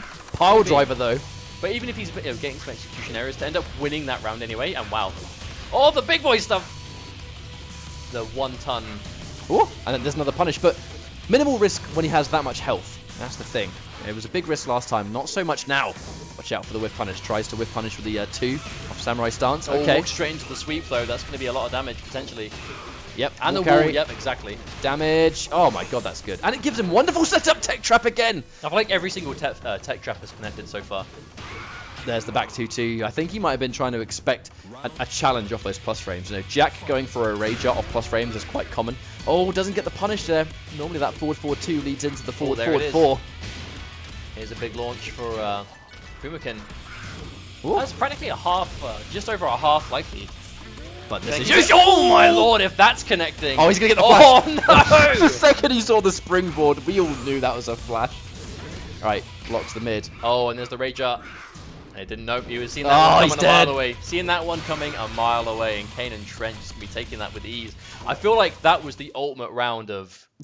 Why has it got so dark all of a sudden? It's gotten a lot darker, hasn't it? It's like, it literally, in the span of like 10 minutes, it's gotten way darker. Like evening games. Evening games, man. So I feel like that kind of round is one of those absolute morale killers, where Fuma had a huge lead, but then lost it on a super slow unblockable, a flash punish on an out-of-range wake-up, and then a block on a reversal rager. I feel like those 3 things in a row was the ultimate in... I knew that... I saw him coming a mile away. Like, I knew you'd do it before you even knew you were going to do it. You know what I mean? Now, the thing is, all the Yoshi players in chat, you know what I'm going to say before I even say it. When you see someone do the most telegraphed springboard towards you, and your fingers just itching over that flash button, it's like Christmas has come early. Do you know what I mean? Like, it's one of the absolute best punishes on springboard, on whiff and on block. He gets it guaranteed. And when Yoshi gets a flash, and he knows it's a flash, his damage is pretty insane as well. But yeah, we'll see what happens here. So are we expecting a 3-0? I'm kind of worried that after that kind of round, Fuma might be a little bit... I don't want to say checked out, but I feel like it's more that Kane is a bit too far ahead at this point. Yeah, with how things are going so far, I'm kind of expecting, you know... With how the 2 games have gone, a 3-0 definitely wouldn't surprise me. Do you know what I mean? I think we might be seeing that. Has he changed characters, though, or is he going in? Here we go. We're going to find out in this next game. No, he's gone Jack again. He has gone Jack. He's betting the farm. And we're going to see if this is going to be enough. Staying with Jack is brave because the 2 wins were pretty dominant from KaneAndTrench, I will be honest. You know, to be honest, just straight up outplayed, right? We've seen that before in Tekken 7 once or twice. And against Jack, you know, there's no way Kane is not familiar with the Jack matchup. He knows how to approach this character. It's such a popular character, is Jack 7. Is it going to be a 3-0, or is KaneAndTrench going to lose a game here? Definitely the best Yoshimitsu player in Europe. Gets that forward 1+2. Bonk him. Oh, alright, there's that forward 1+2. Finally connects. Gets something. Oh, shoulder. Even though he knocks him far away, it's still not enough. Doesn't matter. Not going in for the blue spark. Instead, he goes for the down back 2 instead. I think he's going to try and go with absolute guaranteed execution being this far down on games. And now he's going to poke him down with lows. Oh, almost got the takedown, but fell victim to that machine gun low. And there it is. expecting the forward 2 to start the round.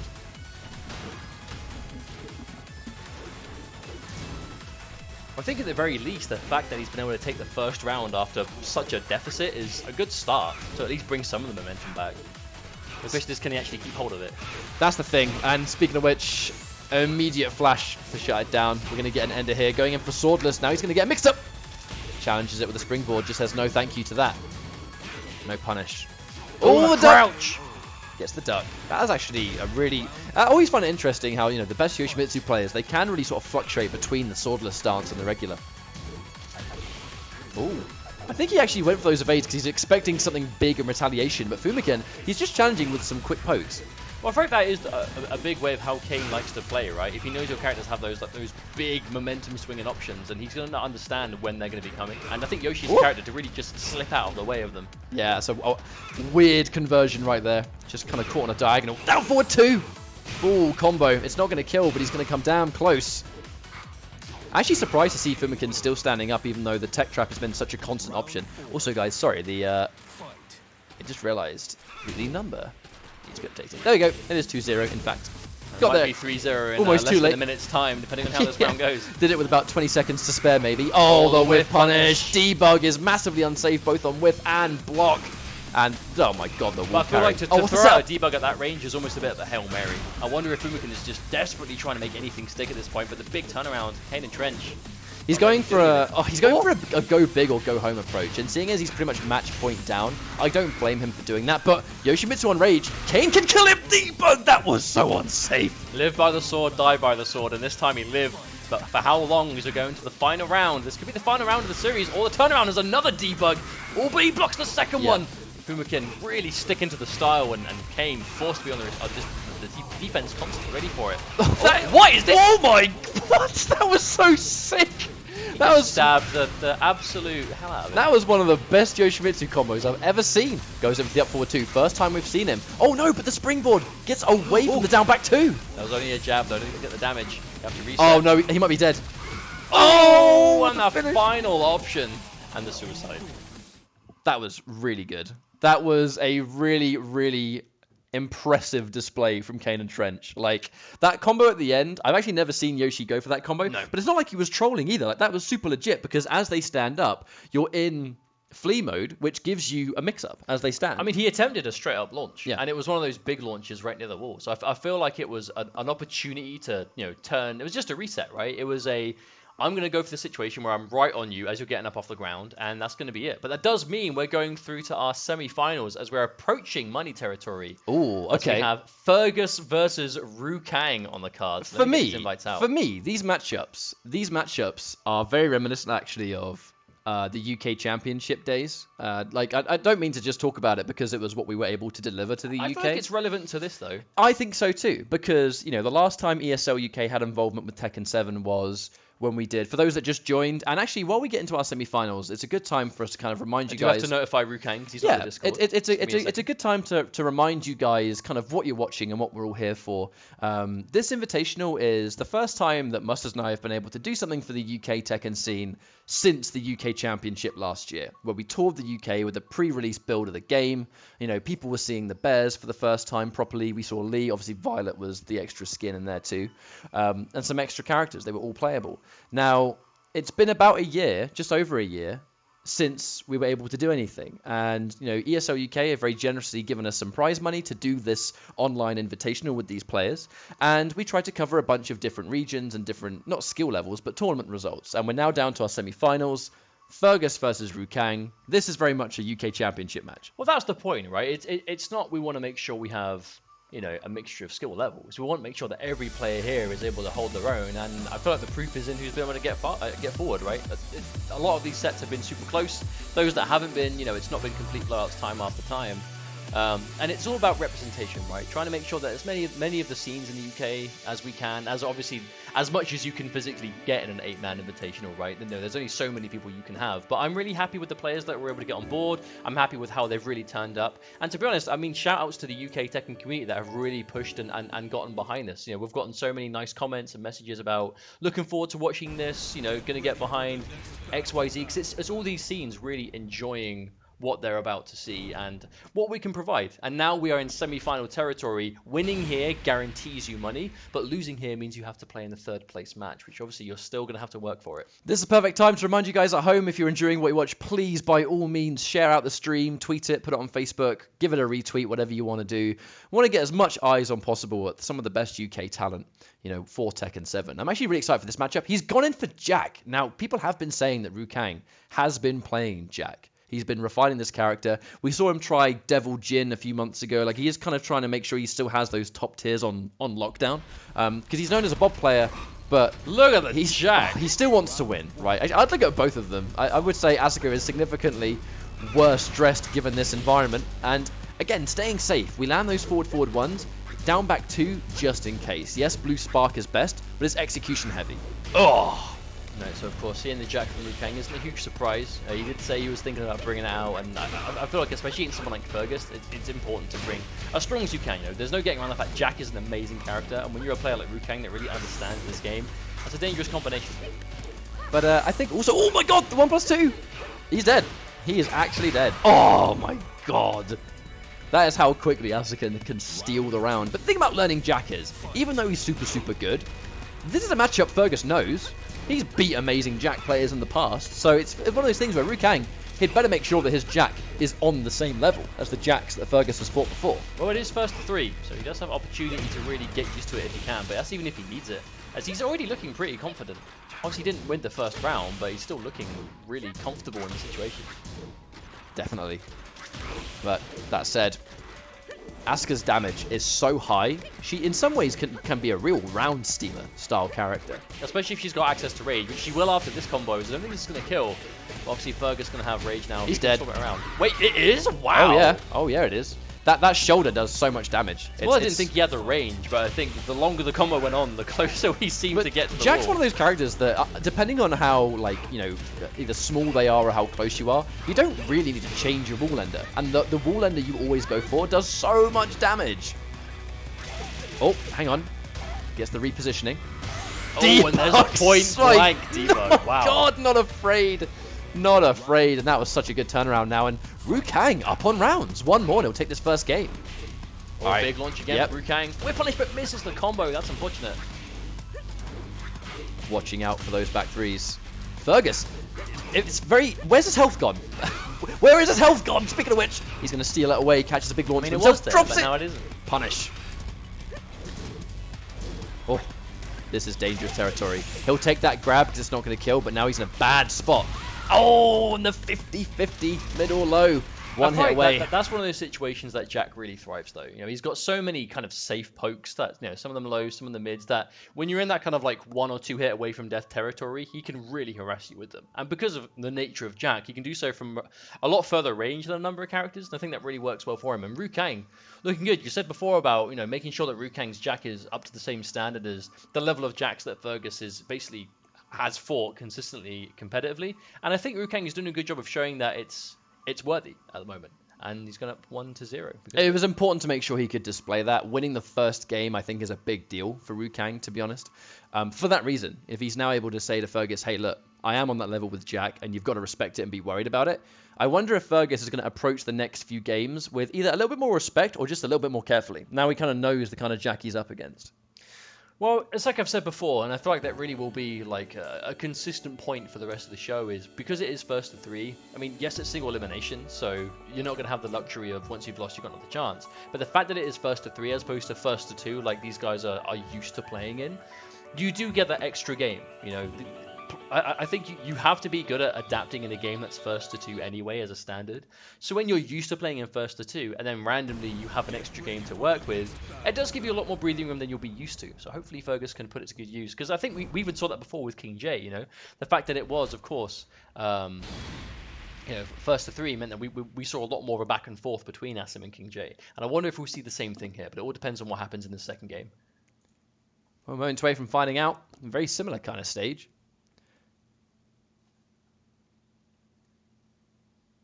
I'm excited to see who wins this actually and goes into grand finals, purely because Kang getting grand finals, I don't want to say it would be an upset, but Fergus has been doing so well recently.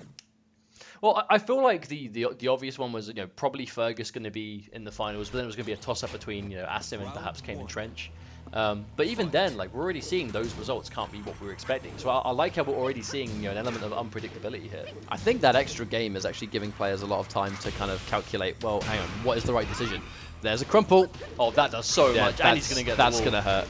Max damage. Oh, disgusting. I just threw up in my mouth a little bit. Oh, whiff! Under the knowledge. The back step to make it whiff. That was so sick. Oh, Fergus still not phased at all. Really looking to force this one back into 1-1. He just needed to give her a costume change, that's all. Yeah, you think go consult the wardrobe, get something a bit more comfortable. Oh, hang on a minute. Big launch, though. Rukang's having none of it. Oh, the corner carry! Yeah, there's the end. Oh my god, does so much damage. But speaking of damage, ooh, never mind. Forward one. That's it. Oh my god. You think she's going to steal it away and then Jack happens. Alright, watch out. Fergus is getting... Every hit he's taking is so much damage. Drops the combo. I wonder if that's actually going to cost him the round, because if Fergus turns it round, which he might do, that might be an error he's going to regret. Well, it's the worst kind of combo drop, where you drop a combo into being immediately launched yourself. Still, though, turning it around, but Fergus is in rage territory. That down back one just shut down that springboard. Big time, punishable launch. But that was through and through risk reward. If he blocks it, I'm dead. But the damage of that launch is so significant, maybe it would have killed. Okay, there we go. Rukang, like, really fighting back. And right now, he's going in for the confidence to blue spark it. He didn't have the confidence at the start of the set, but now he's going for the optimal damage of forward one. But that's going to be quite nerve-wracking on the side of Fergus, though, seeing someone, like, not go to those options, but the longer the game goes in, now going to them, it's just another thing to worry about. Oh, and there's a launch. You're seeing Fergus fishing for that a couple of times, finally getting the backflip. Has Rukang back to the wall, but he's got to be careful. This is Jack. Oh, tech this time. That was a really important tech, because seeing as his back was to the wall, it would have killed. 2 rounds each now. This is one of those crucial turning point rounds. Fergus needs this just to tie things up. If Rukang does this, it's been 2-0 lead, but no, big launch from Fergus potentially. Will carry also. Splat is there. Just soccer kick, man. Just kick him like a football. The punt. Half-life down already. Fergus working on a perfect. I think that's perfect. Tailspin. Oh, no. Oh, he tried to whiff punish. Debug. Oh, the point-blank rage drive. But it did cost him his entire rage drive for the safety. Oh, my God. He just Super Mario Brothers out of there. Oh! But won't matter in the end. It's Fergus with that quick sidestep. Jack is so big, he blocks the win pose. I mean, he's a big boy. Jack is a big body for a reason. I think it's like you said before, right? It's one of those characters that when he's played at like the optimal level, he's a big body that doesn't look like a big body. And that's really scary. Especially in a game like this, when you can do so much damage. I definitely agree, guys. It is kind of sacrilege that I called it a soccer kick, and this is a UK tournament. Football kick. I said kick him like a football afterwards. I kind of salvaged it, but not entirely, not all the way. I feel like the damage is done. You've just got to own that. I'm just going to have to hold that. And absolutely do not do it again. Under no circumstances. Never do it. Still, though, I feel like this is the kind of game that we want to have at the semis, I think. No one wants to see a blowout at this point of competition, especially between two players like this. Fergus and Rukang, they are two staple names in the UK community. Fergus, we have to reiterate, he is a Tekken World Tour finalist. He got second at the UK Championship last year, Tekken World Tour, which really is that impressive. I feel like out of everything Fergus has done, the Tekken World Tour finalist placing, that's the impressive one, right? That's the big milestone, because Tekken World Tour is a global event. And being able to hang in the Tekken World Tour means that you are a world-class player. And I feel like Fergus is really reaching the point that he can consistently say that he is, especially going into the second year, looking like he's still in a good position to maybe make it. And Rukang, he is that UK name. The question's going to be, in this kind of environment, Rukang, I think the amount of tournaments that he plays in benefits him greatly for these kind of invitationals. These kind of like, almost like one-off, or these situations where an online tournament here, an offline event there that may not happen again, and that stuff. He's good at just turning up and doing well at these. Because he is so good at just turning up at a tournament and playing well. I can't remember the last time I saw Rukang have a bad day. And I feel like that's the kind of thing that does come with the experience. So I feel like out of everyone in this top 8, Rukang's probably entered the most tournaments overall, because he travels. He's literally come from London to Leicester just to enter our local event, and he won it. He won it pretty convincingly. He stayed at our house that night. Yeah, but he won it. He's been in this very room. Yes, indeed. What a privilege. Oh, another costume change from Fergus. Clearly, it was necessary. Is that an Irish costume? Is green the alcohol bottle? That's definitely an Ireland. That's Irish Asuka. And he's even got the flat cap. This is Ireland Asuka. This is revenge for Senor Farfalla. This was Ireland will defeat you for defeating my friend. Oh! 4-4-3, yes! So Rukang massively down on life already. There's been like 20 seconds in this round and he's already almost dead. Oosh. That was good. And that's the story of how fast the rounds can go. Punch him with the alcohol bottle. That's what Fergus would want. Wow! There it is. Takedown. Yeah, just he gets a situation, but no damage. Oh, watch out for those whiffs. Rukang. Oh my, that is such an amazing. Like, no, it's not just the back three that she can use to eat up those buttons, but that one right there, just that roundhouse to the face. It feels so good. Oh, and then now that turnaround, Fergus just isn't laying up at all, blocking everything. Oh, there it is. This could be a quick game. This could be a quick game. It could be, obviously going down to the infinite stage now, but I think the big thing here is Fergus has had the life lead for like the entire time. At no point in this game. Oh my god. Oh wow, that was on block into a low parry. That was a call out from Fergus. Because he knew he was minus, and Rukang was probably going to take those minus frames to establish, mid or low. And he made an amazing call, knowing machine gun low was the safer option. Not safe if they low parry though. Right, Power Crush trying to establish some space. Losing the ball, it's going to be kind of big for Asuka. It always is when she loses it, but Jack has such amazing buttons. Yep, he's kind of effective anyway. Oh, that was a huge miss because that's a big launch for Fergus. This is probably going to put Rukang. Oh, he's going for the charge there, but no, the wake up. Rukang's seen that before. He's seen that before. That punishes the down back one. This could still win the round! Oh, wow. Just like that, Rukang. So he was so desperate just to get that final little chip of life, but Fergus, he called it out.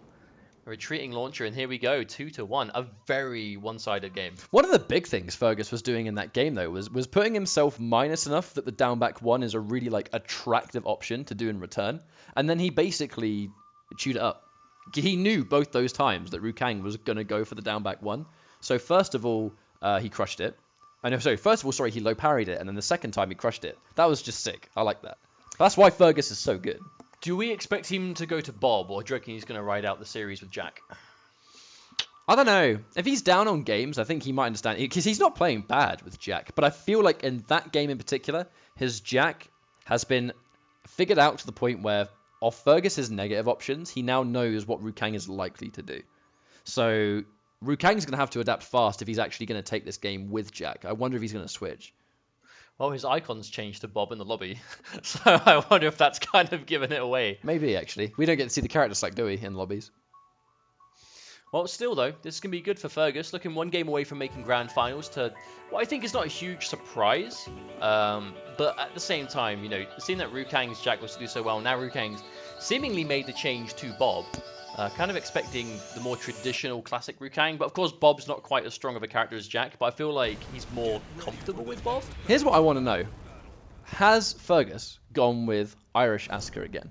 Is this going to be the source of his power today? I mean, that was the most dominant game in the set. It is Bob. By far. Okay, he's going in with the main man, the character that put him on the map in Tekken 7. But it is the first time we've seen the Jungle Outpost today. I feel like this is one of those... This is my favourite stage. It's a very interesting stage. This is by far my favourite stage. A couple of wall breaks... Obviously going down to a bigger stage below. It's cool. And it's one of those stages that... I mean, that's Tekken, right? You have to know how to play around the stages, but you can get so much damage on this one.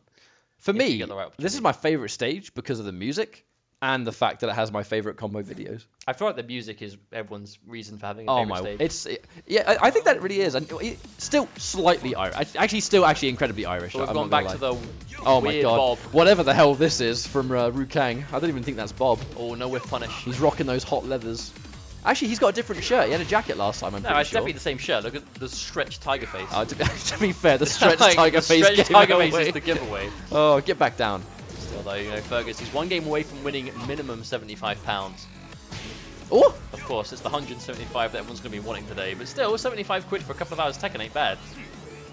Big punish. Boy launch from Fergus. Don't ever press those buttons. Here comes the wall ender too. Oh my god, there's the football kick. Oh! Nice adjustment, Ryan. I know. Don't point it out. I adapted on the fly. Oh, huge. Oh! Speaking of football kicks, right in the face. That was just a punt. That was your head as a football. I mean, he's got the kung fu in the martial arts, but sometimes you've just got to boot him. That's the World Cup goal win right there, and your football is the only difference between me winning and losing. Oh. That was actually really impressive from Rukang. Oh, and again, yep. Fergus, he's just so good at calling that out. Chew him up. it makes you really timid to press buttons. If you seem to press buttons every time he just so happens to go for that back 3, it can really sort of play those mind games of like, damn. Oh, big block on the low though. Fergus not having any of it, and that's going to be the round again. Fergus tying things up at least. Even Stevens again though. Oh, wow. Interesting. And that's actually a really good grab because he knows he's going to get the wall on this one. Now, jungle outpost, it's such a small stage at the beginning that getting a wall on it on a combo is so likely. All right, there's the conversion. He can get the wall. He is. Will he smash? No, he's just going to keep it. Not smashing today. Not yet, at least. Oh! Is he still there? Oh, Fergus get the opportunity to? No. All right, he's going to get just wall carry there. Oh, wow. I'm actually really surprised the sidestep didn't evade that. And then he put him in a really bad spot when he stood up. Obviously, again, 50-50s, 1 hit away. And there's actually going to be match point for Fergus. If he wins this round, he's going to be in the grand finals. Minimum 75 quid. Not a bad day of Tekken. Rukang's been playing so well, but Fergus has just been looking so good so recently. Oh, watch out for those whips! Oh, that's a huge opportunity now for Rukang. The corner carry too, I like it. Oh, there's the hell sweep. He's still going with it, not afraid. Big wake up from Fergus, that could have been quite dangerous.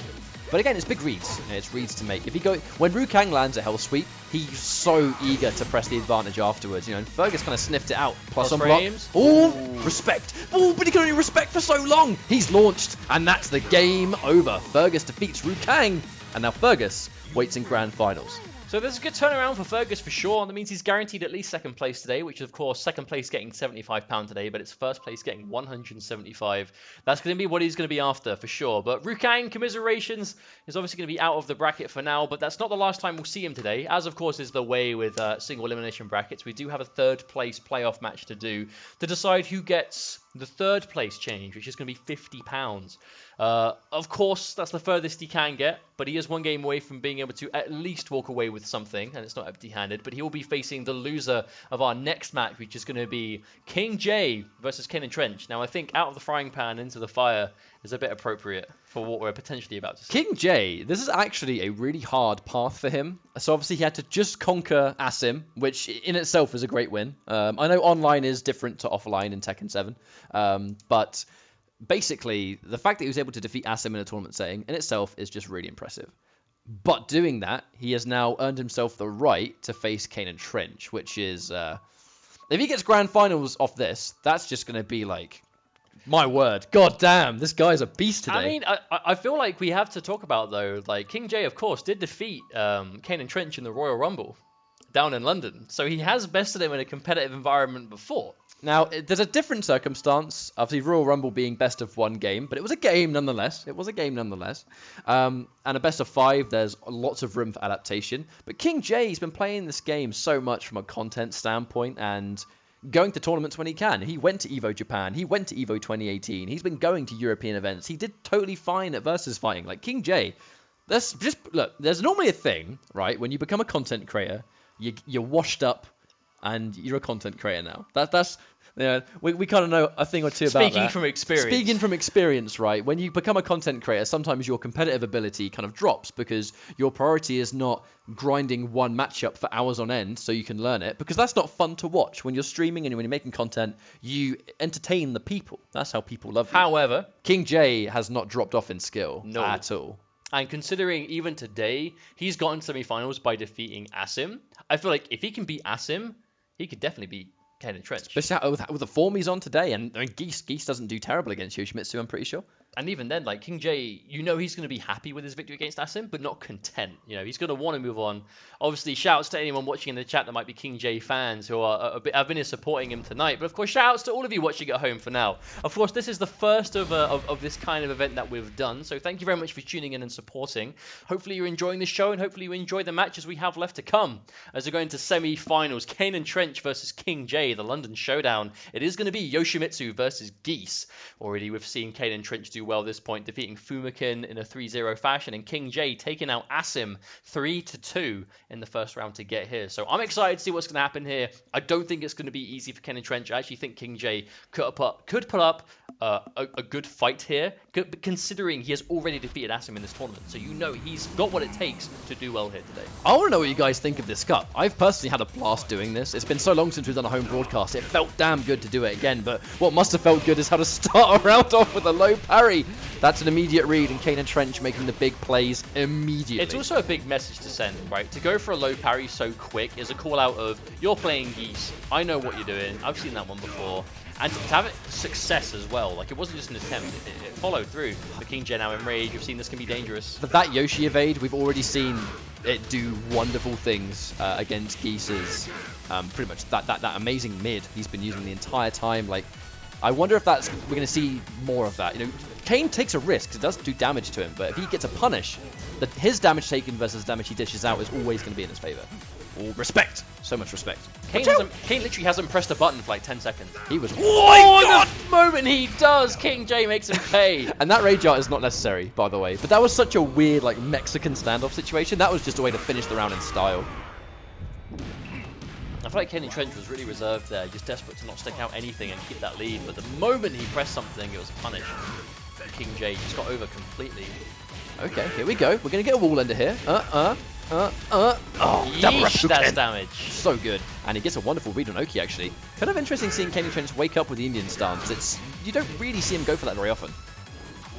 Take down, full combo. We're going to get a wall here. We should do. It is a strange angle, though. Yeah, we don't quite get the setup. He's in it, yeah. He had to just get out of Flea as fast as possible. Straight into the running punch. Ooh, and that's going to be a second round for Jay. And I love the delayed low there from Jay. Normally, that kind of... We actually saw Kane duck. I think he might have actually gone for a low parry there, but he delayed the low just enough to make Kane stand up immediately afterwards. But this has been all KaneAndTrench this round. This is one of the fastest rounds we've seen. Oh, he jumped clean over that. Super Mario Bros. I mean, that's like a running theme today, isn't it? Oh, there it is. Takedown, full combo. Again, as it's Geese, we're going to get a wall.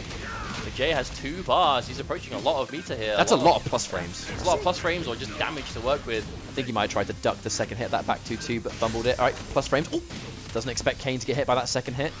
Didn't quite believe in it. When they block that first hit, you almost find yourself like dedicated to the plus frames afterwards, and then they get hit. It's like, oh damn, I hadn't factored that in. Right, takes the low. No. Punish. Watch out. Oh, wow. KaneAndTrench with the brave stuff. It's actually crazy that he could have reactionary rage arted there, but that would have been a hard call to make. We're punish max mode, of course. A lot of damage with wall carry here. Yeah, he's going to do half-life here. Double red Puken. Oh, no. That's half the work done for it. I think that was a reset. I'm not sure if that was... Oh, the drops! Twin Pistons are going to punish that one. Tech trap. Onto back. He got punished. For the first time today, we saw KaneAndTrench take damage because of the tech trap. And King J going up 1 game because of it. That was good composure. Dude, King J looks so good today. He does. That's one game, just like that. I mean, it was a close game. I feel like KaneAndTrench was doing a good job of pulling it back, but it was off the back of that, right? Like, I feel like it's just heavy punish, trading off the heavy punish.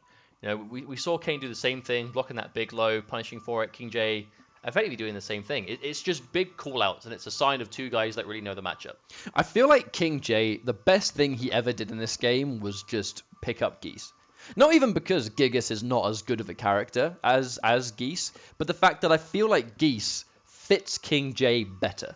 Yeah, you just look at the way he plays. He is visually way more comfortable with this character pick. And, King J, he's not just a Tekken player. He plays loads of different games that have meter management, projectiles, like reversal situations, like, fighting Akuma and Eliza. All of this stuff, it's not going to take King J a while to get accustomed to because he's such a multi-fighting game specialist. So learning Geese by playing by his own rules, it's not really going to deter him too much. I've actually always felt that about some of those characters in Tekken, though. Like, especially the guest characters that aren't necessarily Tekken characters by their own merits, but, like, if you play those characters that are unorthodox characters in the Tekken world, as someone that plays multiple kinds of fighting games, you are going to have those fundamentals that carry across with you and understand what those kind of mechanics bring with them and how to use them. And I feel like you said, that's an example of King J. He plays multiple fighting games with those mechanics, and here's a character that, as a Tekken player, can do all of those things. If you guys haven't seen the sets, actually there were 2 sets actually that King J had against Pokchop at Evo. Oh, go watch them. Watch them straight away after the show. Evo 2017, their match was funny anyway. And then the revenge, the return, Son of Pokchop run back in 2018 was even better. It's not Son of Pokchop if it's still Pokchop. No, it was, mate, it was like, oh my God, I'm not going to explain the joke. You could have said, like, the return, the second coming. I was the revenge. The Revengeance. Son of Pokchop, that's the sequel. Punished Pokchop. Punished, oh my God. So many different names. So many different names we can go with. King J, you should rename it. Either way, game number 1 is going to be King J. And to be honest with you, if in a freak occurrence he 3-0s KaneAndTrench, I'm gonna be like, what? I mean, that's not the result we'll be expecting, but if we see it, I'll be impressed. King J, of course, getting to this point by defeating Assam, so he's definitely showing he's got what it takes to take out the best today. Oh, there's that low parry. Not afraid to make those decisions. Because the thing is, Geese, he has got some really dangerous lows. And the second he gets maxed, much like Akuma, his lows become more dangerous. Oh, that traded. Jay almost reacted to it, but just a little bit too late. He traded. That was... Kane is so good at putting you in these weird situations where you're like, what? What happened there? That's Yoshimitsu, man. He's a funky character for funky players. Shoutouts to having Kane is the funkiest. Shoutouts to having robotic feet and still wearing sandals with that Yoshimitsu costume. I mean, yeah. Oh, the reverse. Dirty floor. Don't want to get my metal feet dirty. That should be a punish. Oh no, just going in for the low. Big unsafe low right there, punished accordingly. And now he's going to get an ender. Oh, that's such a high damage. And he does get a really good situation off that. But I love the way Kane does that. Like, when he has Oki with your back to the wall, he's so good at reading how you're going to get off the ground. Oh, watch out. Wonderful throw tech. Again, it's knowing that if you're against... If Geese... Oh, boy. I love that ender. I love that ender. Well, here's an immediate turnaround from Kane, though. This is looking a lot different to the first game. It's pretty much been all Kane. You know, Kane has been completely on the offense. And the second King J can fight back, oh my God, it chased it down. Well, a lot of it's down to sidesteps. I feel like every single button that Jay's pressing can be sidestepped, and that's what we're seeing. However, there, we're going to see an opportunity from Jay here to do some damage. He'll get the life lead at least.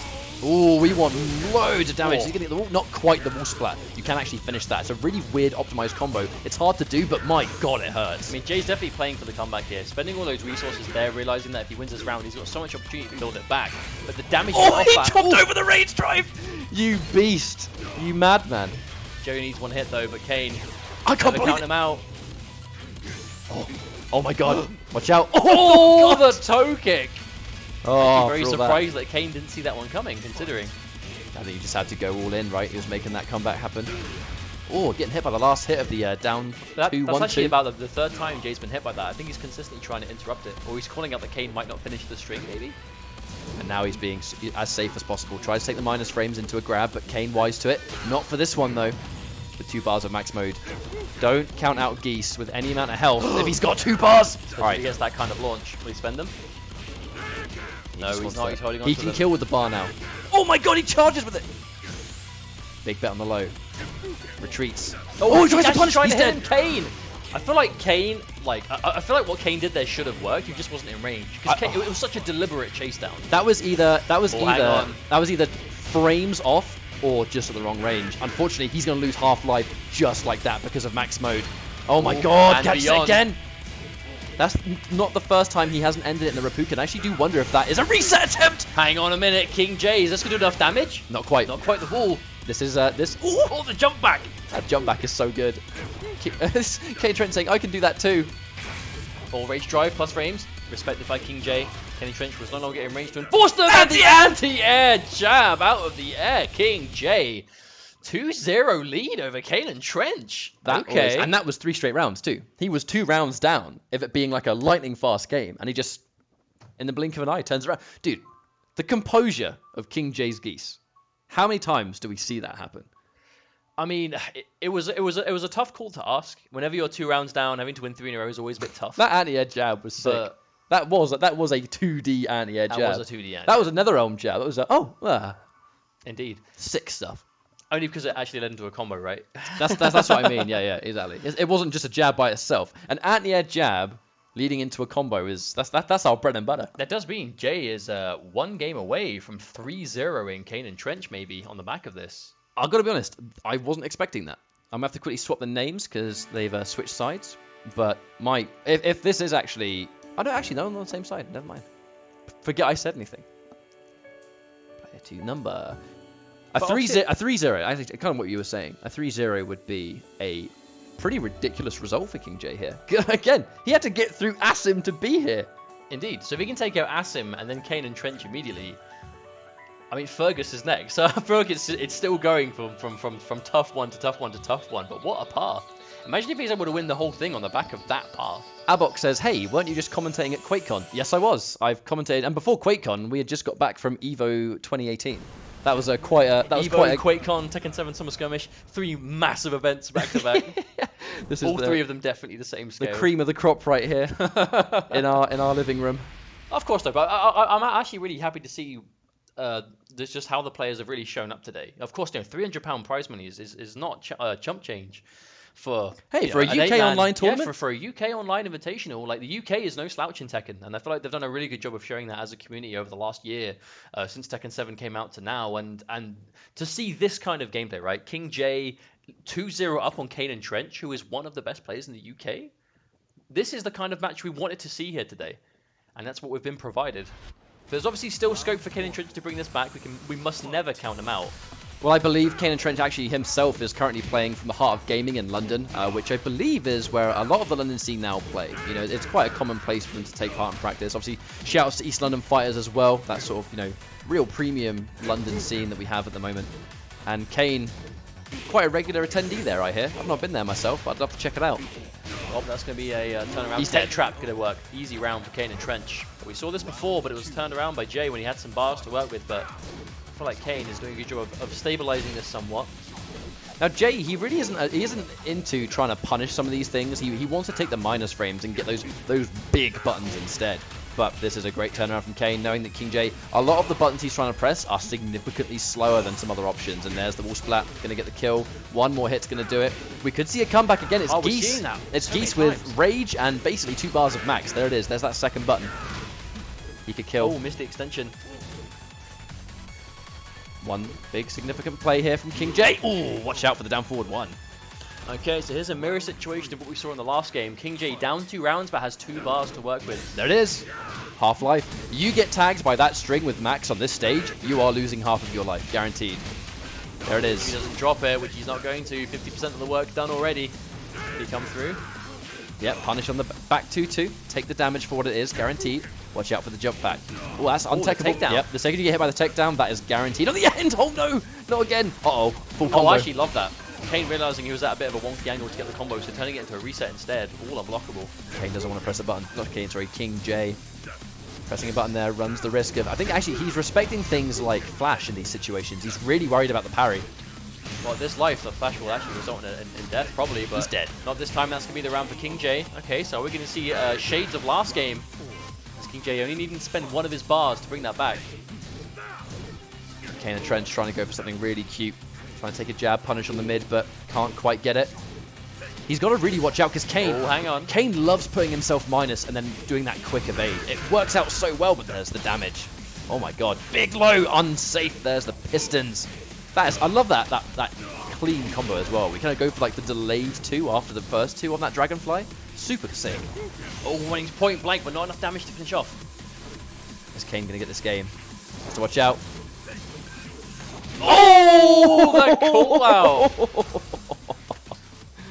Oh, that was so good. I think that's like a classic Yoshimitsu play. You literally just said, Kane, he's definitely the kind of player that, like, he won't mind putting himself in a minus situation in order to go for one of those options. And I feel like that right there is I mean, is that one of those examples? It looked pretty minus to me. Well, the second he blocked... actually, I don't play Geese Guy, so I can't remember the string where he does pretty much the mid-knee into the launch. The big string that we see into max mode.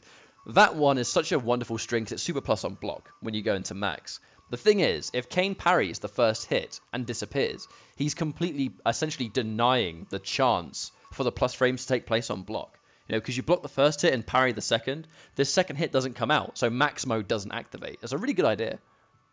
Yeah, back 3-2, I believe. Back 3-2, there we go. Cheers, guys. I mean, this could be the start of a comeback for Kane, but of course he is down on that 2-1 deficit now, obviously.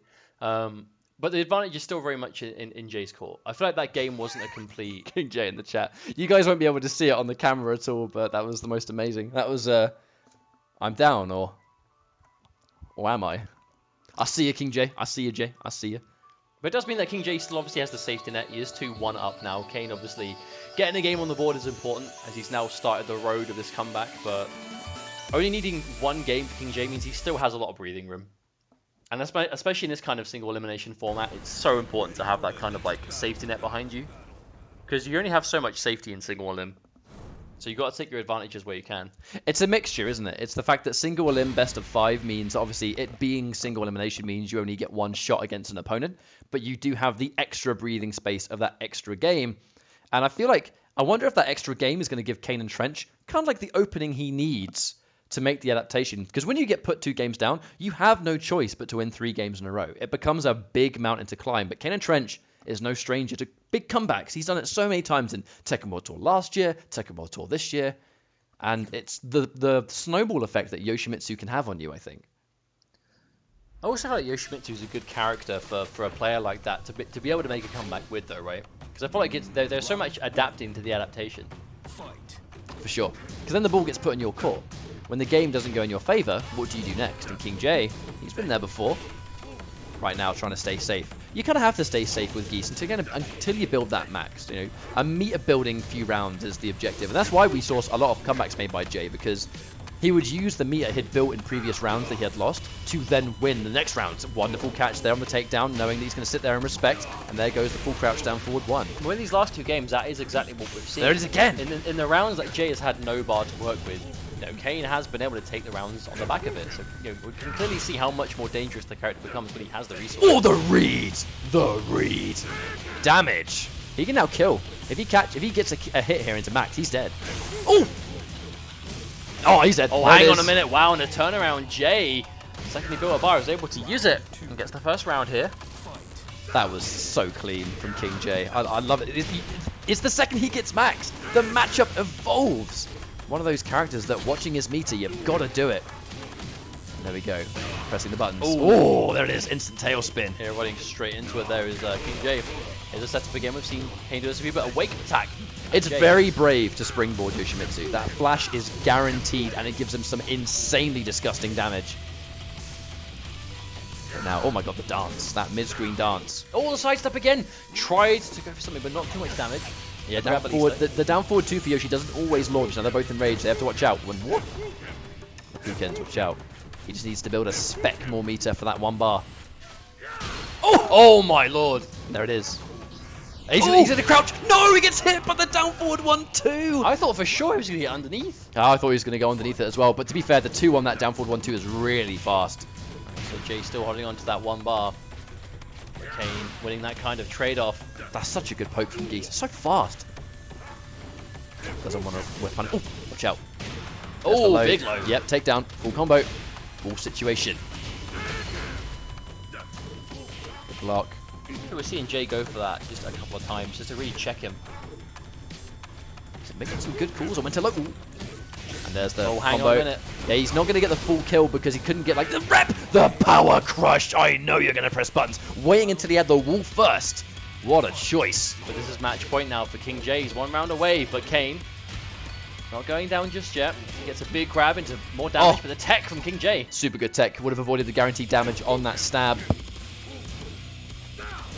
Blocks it when he can. Oh my god. I'm actually surprised that didn't work. Yeah, doesn't believe in it. Doesn't commit. Oh my. He might actually be dead off this. That is one of the highest damaging launches. Tech trap! Wow! King Jay with the parry, and he's in rage, and he has max mode. Oh my god. That might be the play of plays for Jay, and the damage is still going! Oh yeah. Oh my lord! He knows where he is on the screen. One catch! Watch out.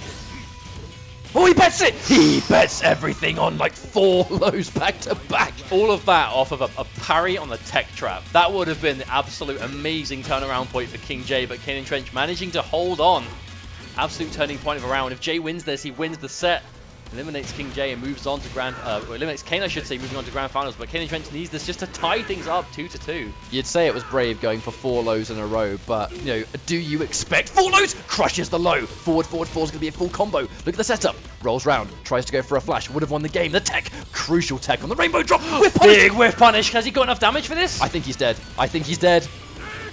He's going to finish it. Oh my god, King J defeating Assam and now defeating KaneAndTrench. Grand Finals against Fergus. That was, you know, I'd said before that the best thing King J ever did was picking up Geese. His Geese is ridiculous. Oh absolutely ridiculous. I'm still reeling from the parry on the tech trap. Oh, so I feel like and it wasn't just the fact that there was a parry, the amount of damage he got from it. Like, disgusting. It actually, absolutely disgusting. I think it would have been even more damage as well if the parry didn't take place when they were somewhat skew-if on the angle. Also, I think it would have been fine. Shout outs to whoever it was in chat that said download complete. Amazing analysis. Download complete. Yeah, mate, I think you had that foresight that we didn't have. That's the thing. He's got that 2002 download speed right there. We're living in 2018. He's living in 2008. Oh, no. Well, of course, commiserations to KaneAndTrench. Thank you for being a part of this. And, of course, that's not done, as we're now moving on to our 3rd place playoff. Now, the whole point, you might be asking yourself, why are you doing a 3rd place match? That's because we have prize money today. £300 prize pot. And, of which the split is £175 to first place, 75 to second, and 50 to third. So we're about to have a £50 money match between KaneAndTrench and Rukang. One of these matches that we've seen this match so many times in UK Tekken, but now money is on the line. But the thing is, Rukang and KaneAndTrench, they are, as far as I'm aware, they're actually pretty even together. And I've got to say, I just noticed it in the chat. Shouts to Anakin, the Lord Anakin, for the 270-person host. Thank you so much, Anakin.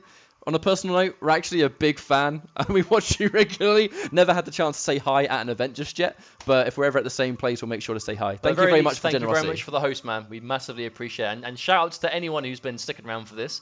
As, of course, we have our 3rd place player ready to go. For those of you that may have just tuned in, we're about to do our 3rd place match in the Tekken 7 UK Summer Skirmish. I think, seeing as we've just had an influx of viewers, it's a perfect time to actually tell you guys what you're watching. Last year, we were able to deliver ourselves an ESL UK. We did the Tekken 7 UK Championship. I'm sure some of you guys were able to watch it. It was that pre-release promotional tour around the UK. We had the console build. It hadn't really been seen by people before, and it was a great tournament. You know, we were able to kind of really showcase Tekken 7 pre-release in a build that hadn't really been seen that much. Now, ESL UK have been able to secure us a little bit of prize money, so we're doing an online invitational with 8 of some of the best UK Tekken players. You know who they are. It's KaneAndTrench, it's Assam, it's Fergus. We have Rukang versus KaneAndTrench in our 3rd place playoff right now. It's been a single elimination best of 5 bracket where there is prize money at the end, and it's been really fun for us. We haven't done an online broadcast in quite a while, like about 2 years or something like that, so it's been nice to just sit down, chill out with all of you guys, and just watch some really sick UK Tekken. Speaking of which, here comes the 3rd place match. So, of course, KaneAndTrench was just sent down here to this 3rd place match by King J in an amazing 3-2. Was it a 3-1 set? I believe it was 3-1. It was 3-1, yeah. 3-1. King J is looking on fire today. And, of course, Rukang was defeated by Fergus, who's now waiting in the grand finals between Fergus and King J. But we are doing this 3rd place match to see who walks away with that final portion of the prize money. So this is all about UK Tekken, of course. We've been looking for an opportunity to be able to do something like this, give a little bit of money to the community and really give them something to play for. Because we love fighting games in the UK. This is a good year for fighting games in the UK, of course. Problem X winning at EVO for the UK in Street Fighter. Obviously, we've had top-level UK players in various games for a while, even things like Dragon Ball, the NetherRealm scene.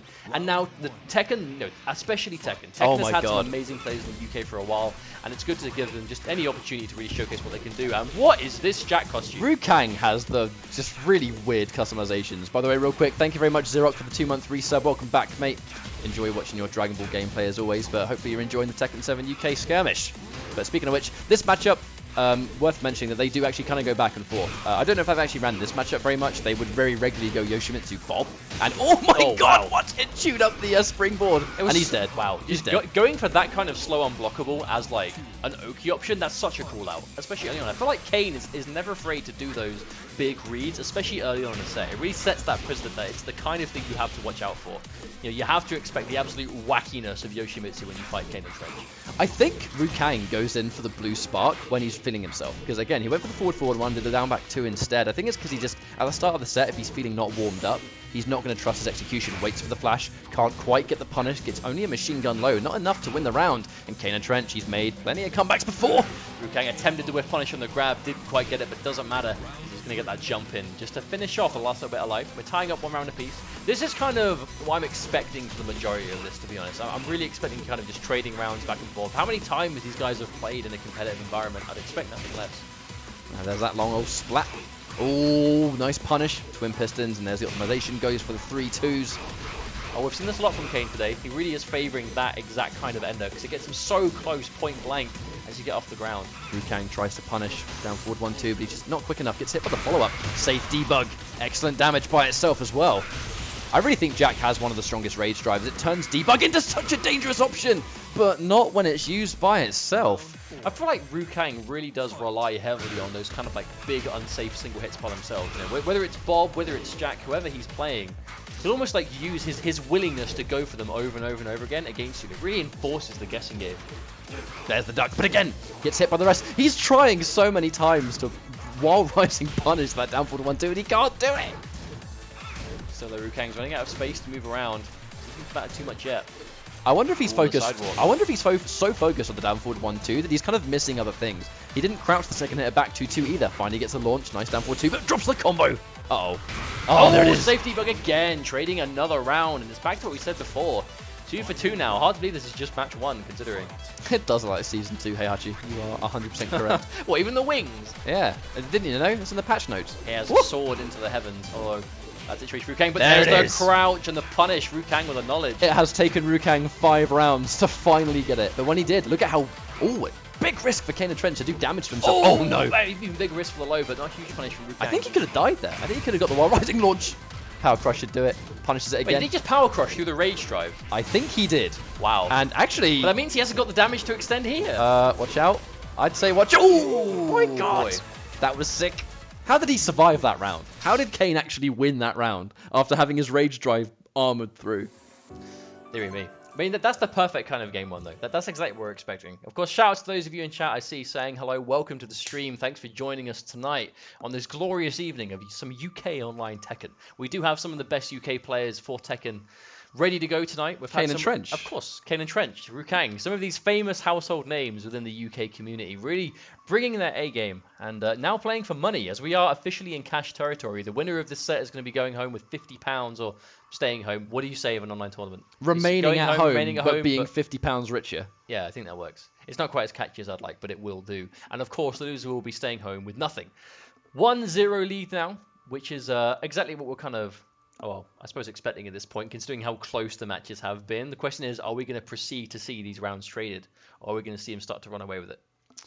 It's hard to say, because Rukang, he's going in with Jack now, but it's one of those things with... He's known so much for playing Bob, but, you know, even when he came here at Hyper Combo Leicester, we were speaking to Rukang, and he mentioned that he feels like it's time to make sure he has the top tiers available. And he's confident enough with them that in a tournament setting, if Bob has matchups that he struggles with, he has other top tier characters. He was practicing Devil Jin recently, obviously playing Jack now and practicing his Jack too. It's working to a degree that he's able to get some games, but not enough just yet. You know, against the likes of KaneAndTrench, like I said before, you got to make sure that your Jack is of the same level KaneAndTrench is used to, you know. He was able to get some games on Fergus, but ultimately that wasn't enough. Unfortunately, he was forced to Bob, but it still didn't work. Speaking of which, though, of course, we do have Fergus and King J in grand finals. Dude, King J was one that defeated KaneAndTrench to make it that far. And Assam, yeah. King J defeated Assam, then he defeated KaneAndTrench. King J is running on a tear today. He is defeating all of the Tekken World Tour heads today. That geese has been on point. It has been the crispest. But that said, only one game in on this third place playoff. KaneAndTrench has the first game, looking good. And again, just really trying to poke him down, trying not to overextend. And there's the big counter hit low. Full combo. Catches Rukang pressing a button. Goes for the cute stuff, but the springboard just says no. Full combo. Oh, I like it. Doesn't want the wall. Wants more damage mid-screen. And there's the pressure. Yep, just goes to the combo end. And you see that jab again, that test after the double kicks, just in case he decides to float. Ooh. Oh, big whiff from KaneAndTrench. I'm surprised there was no whiff punish from Rukang. And right there too, there's 2 different times Rukang definitely could have got probably a down forward 2 there, but didn't pull the trigger on it. And now Kane's in that dangerous one-hit territory, plus frames, not in range. Lots of respect! Oh my god, that read was sick. That was more than a low parry read. That was, I know you're going to go for a low, and this is my choice. Oh, and there's a trade, amazing trade for KaneAndTrench. Full combo from a Wall end it, not quite splat, not quite. Yeah, inches short. Takes the minus frames to the rainbow drop, but a wonderful 1+2 tech. Oh, this is one of those dodgy axes. Again, he did it again. Oh, the whiff my punish, god. big stuff coming out from Kane, and that's probably going to be the round at least. Yep, Kane. I feel like at this point, Rukang is... So we've seen that obviously, like he knows a thing or two about Jack, but I feel like he doesn't quite seem as confident. Oh my god, that's gonna hurt as well. Oh, he drops the combo. Huge news for Rukang. He needs this combo to drop. He needs to get back in. There's the launch. All right, hang on. Oh, no, he drops the end. That sucks. No counter hit on the low. Has to just take the damage for what it is. Oh, I've still got the splat, but wasn't quite ready for it. Good block. 2-1 punish. 2-1 punish again. Oh, down forward 1. A very disrespectful end to the round there by Kane, though. He's going for those 2 power crushes in a row, just really just trying to plow through regardless. He's just not afraid to go for the big plays when he needs to. If he's 1 hit away from death, the last thing he's going to do is block. Oh, absorbing both hits. Wow. I feel like the amount of damage Rukang took there, though, actually wasn't a terrible trade for Kane. He's still got the life lead. He still has the positioning. Oh my god, there's the blender. That blender of death. And right there, he's expecting plus frame. You know, the second, he was expecting Rukang to challenge there, so he just sat there and did nothing after the forward 1+2. But that just comes with the knowledge, right? Like these guys, that they've played in tournaments so many times, especially at a competitive level. That, I mean, Kane is just gonna know when Rukang is likely to challenge plus frames, and he's gonna understand what to do about it. And I feel like that just comes with knowledge of like the player matchup more so than the characters. Because even though I'm sure Kane is used to playing against Rukang's Bob more than his Jack, he still understands Rukang as a player. He's going to know when he's going to press buttons. He's going to know when he's going to disrespect. And that's when we see that kind of absolute lockdown.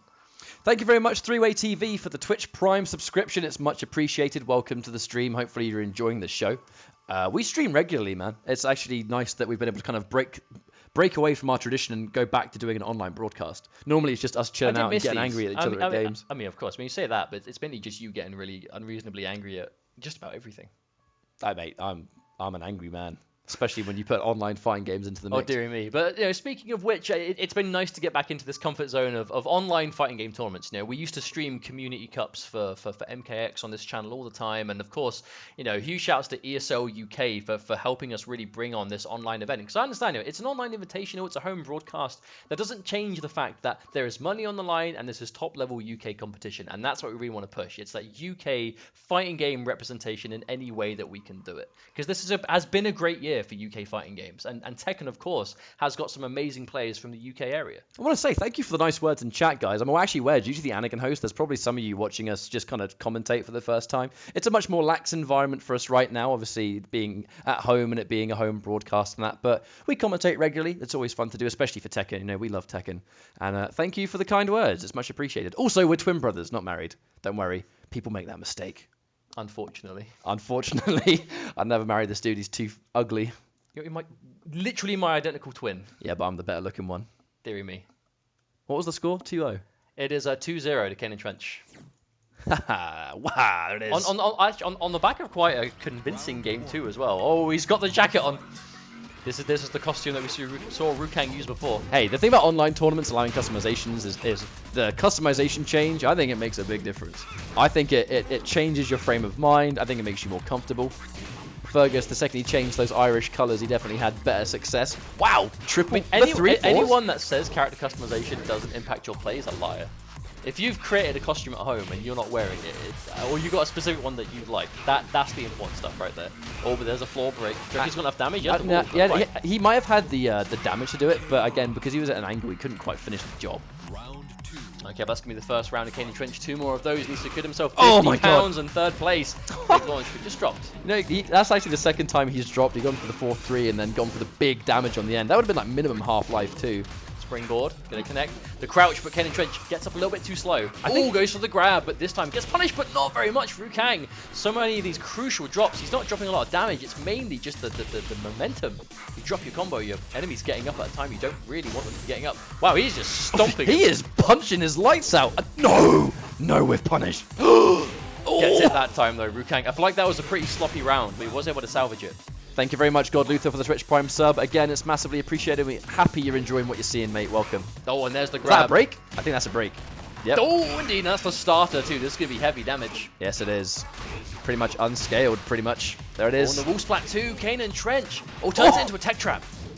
And he stood up right into the unblockable power crush, but at what cost? That did so much damage. Has the splat, but a bit of a funny angle. I like how Rukang's just using the time to reposition, if anything. Just needs one more. Wonderful tech. That would have been huge damage. Oh, safe debug.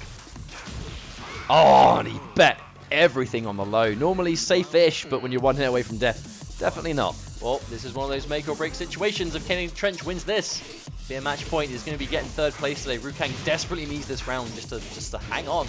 Not even to win that match, just to stay in the tournament. Too far away to go for the forward one break. KaneAndTrench just trying to eagerly go in for the flash. It would have led to a great comeback, but a little bit too obvious, I think. There's the punish, 2-1. Down back 1. One more. Opportunity now for Rukang. He's got practically a full bar of life, but there's KaneAndTrench with the rage. Big crouch into the launch. Here we go. This will be one of those reset for death territory. Yeah, I didn't even know that floor broke. And I play this bloody character. Oh, hang on a minute. This could be a turnaround for KaneAndTrench. Oh, the patience is staring him down. Oh, my lord. How did that miss? How did that miss? How did that unblockable miss? I mean, did Rukang, did he sidewalk? It wasn't a side I step. don't know. I don't think so. Oh, big launch from Rukang, though. All right, we're going to get the wall here. So much damage. Disgusting. Half-life already done. So many crouches, but no damage to show for it. 3 ducks in a row. Oh, press that button, please. All right. Yep, drops to down 2. That's unfortunate. It definitely brought Rukang into it. Down 1. Down back 1. Rage. Just chipped him away. Oh, no counter hit. No combo. He's fishing for it. Oh my god. I wonder if that's just a way of making him block low. Rukang's not falling for it. Oh, he just stood still. Oh, and there it is, Rukang. I love that respect at the end. Rukang literally just sitting there doing nothing. Literally just waiting and watching. And was able to bring it back off it. You know what I'm a fan of? I like how we got a Harada moment on stream. I didn't know we'd actually get a Harada moment where it's like... Wait, what?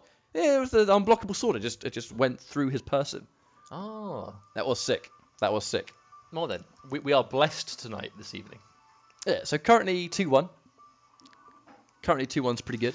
Yep, I mean, I kind of feel like that definitely could have gone to 3-0 off the back of how well Rukang was playing at the start, but it just goes to show how well kind of... I guess considering Rukang was looking pretty shaky in those first couple of rounds, we're seeing a lot of combo drops, a lot of kind of missed opportunities, but now looking like he's really a little bit more comfortable. And I think that's just with time, right? Now he's got that game on the board, he's going to realize, okay, I can take games in this matchup. I can do what it takes, because no one wants to go down 3-0. Even though this is just a 3rd place match, of course, when there's money on the line, you don't want to lose. I'll quickly go for the swap because of these guys obviously on different sides. But to be honest, like even this 3rd place match isn't entertaining. Excuse me. But I'm really looking forward to that grand finals to see if King J, if King J can take this tournament all the way. That's going to be insane. Well, I feel like that's going to be an amazing story of the day. King J went into this tournament, a little bit. I don't want to say nervous because he's definitely not the kind to get nervous, but he definitely realized that he had his work cut out when he had Assam first round. Assam is without a doubt one of the absolute best players in the country, and fighting him first round in a single elimination tournament, that's going to be a little bit. Okay, you got to understand it's going to be tough from the start, but he was able to defeat Assam, he was able to defeat KaneAndTrench, and now he's up against Fergus. But we'll talk more about that when the time is right, as we're going to finish off this 3rd place match in what could be the last game here, or it could be the turning point match where we even things out. But it is going to be Arctic Snowfall, so we're not going to see any of those crazy wall extensions. I think it's going to be a pretty night and day, actually, the match that we're going to see, because the second we were on Forgotten Realm, that's a really amazing stage for Jack in particular, because he's almost guaranteed a wall every time he lands a hit. The floor break is just almost like unnecessary for that character. And, Yoshimitsu, I know he's on the same end of the spectrum, but that said, I actually just realized I've spelt Kane's name wrong. Let me quickly finish it. I was seeing Kane go for those early neutral crouches again, just trying to duck under those highs. I feel like Rukang's not biting too much. Ooh. Very slow. Punish on the grab. That was actually really sick, just taking that small back step. Yep, takes the back 2-2. Tech trap, but... Oh, Rukang. I can completely understand him not trying to whiff punish too early, because he doesn't want to just punch right into it, but waiting a little bit too long there. Oh, went straight into the sweep. That's one of those interesting lows for Yoshi, because, you know, obviously it doesn't always launch, and it's always unsafe. But I feel like it's something you just need to condition them with. Wow, walks into the late frames, that forward one. That was kind of funky. Okay, this is exactly what Rukang needs, though. Just momentum. Just keep it rolling. Off of the back of a single big hit, just turning it into a launch on Oki. Whiff punish as well. Back 2-2. Comes out clean. Making sure that when he goes for that rising mid, he's just far enough away to make it way safer. Just the stare down. We saw that before, and we're seeing it again. He's walking forward into absolutely nothing. It's because Kane is so unpredictable. That's the thing. He's so hard to read and pin down. Block the 3-4. Ooh. Crouched under the throw, but a little bit too late. And again, that's not the first time we've seen Kane completely bait out the launcher and punish accordingly, as it's going to be match point for KaneAndTrench for another time. Rukang desperately needs these rounds, or it's going to be over for him. Playing safe. Gets hit by the forward one, but already in the air. There's the unblockable, establishing a good position. Point blank, exactly where he wants to be. Oh! Yeah, stay safe with the down back 2. Doesn't want to blue spark it. Doesn't want to risk dropping it. Oh, my word. They really are trading poke for poke. Oh, there's a whiff punish. Watch out for the back 2-2. Okay, this is endgame territory now. One bad whiff from Rukang and it's going to be over. No whiff punish left. Oh, not only is he late with the whiff punish, but Kane calls out the low parry. And that is going to be that for these two guys, as KaneAndTrench is going to be taking third place today off the back of that win, taking third place and securing himself £50. And of course, Rukang going to be going home at 4. Thanks very much for joining us, guys. Thanks very much for playing. And of course, that is a good way to finish off a third place match. I think it's really impressive because, you know, even if he didn't make grand finals, which a lot of us were kind of expecting KaneAndTrench to be grand finals. I was definitely one of them. I kind of feel like it's hard to watch Kane in any UK event and not expect him to get as far as it gets, you know, because he's consistent. Tekken 7 really has been the game that's really let him shine. And that's because it's just an ongoing thing. You know, KaneAndTrench is one of those powerhouse players in Europe generally to watch out for, not just the UK. So that basically means we have one more set left to go. And it's going to be not the grand finals I think any of us were actually expecting, but it's a grand finals I'm really pleased to see us be able to achieve, which is going to be not KaneAndTrench.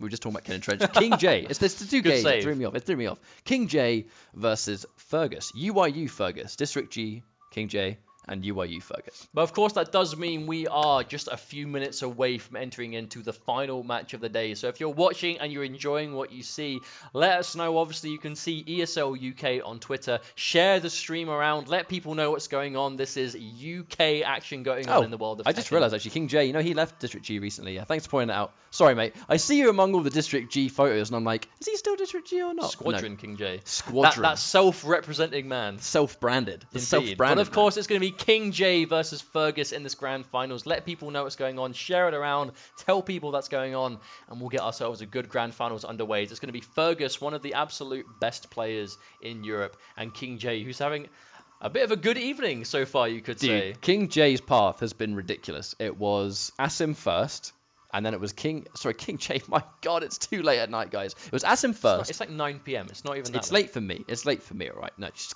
let me have excuses. Anyway, he had Assam first and then KaneAndTrench second. That, in any capacity, is two really, really hard opponents.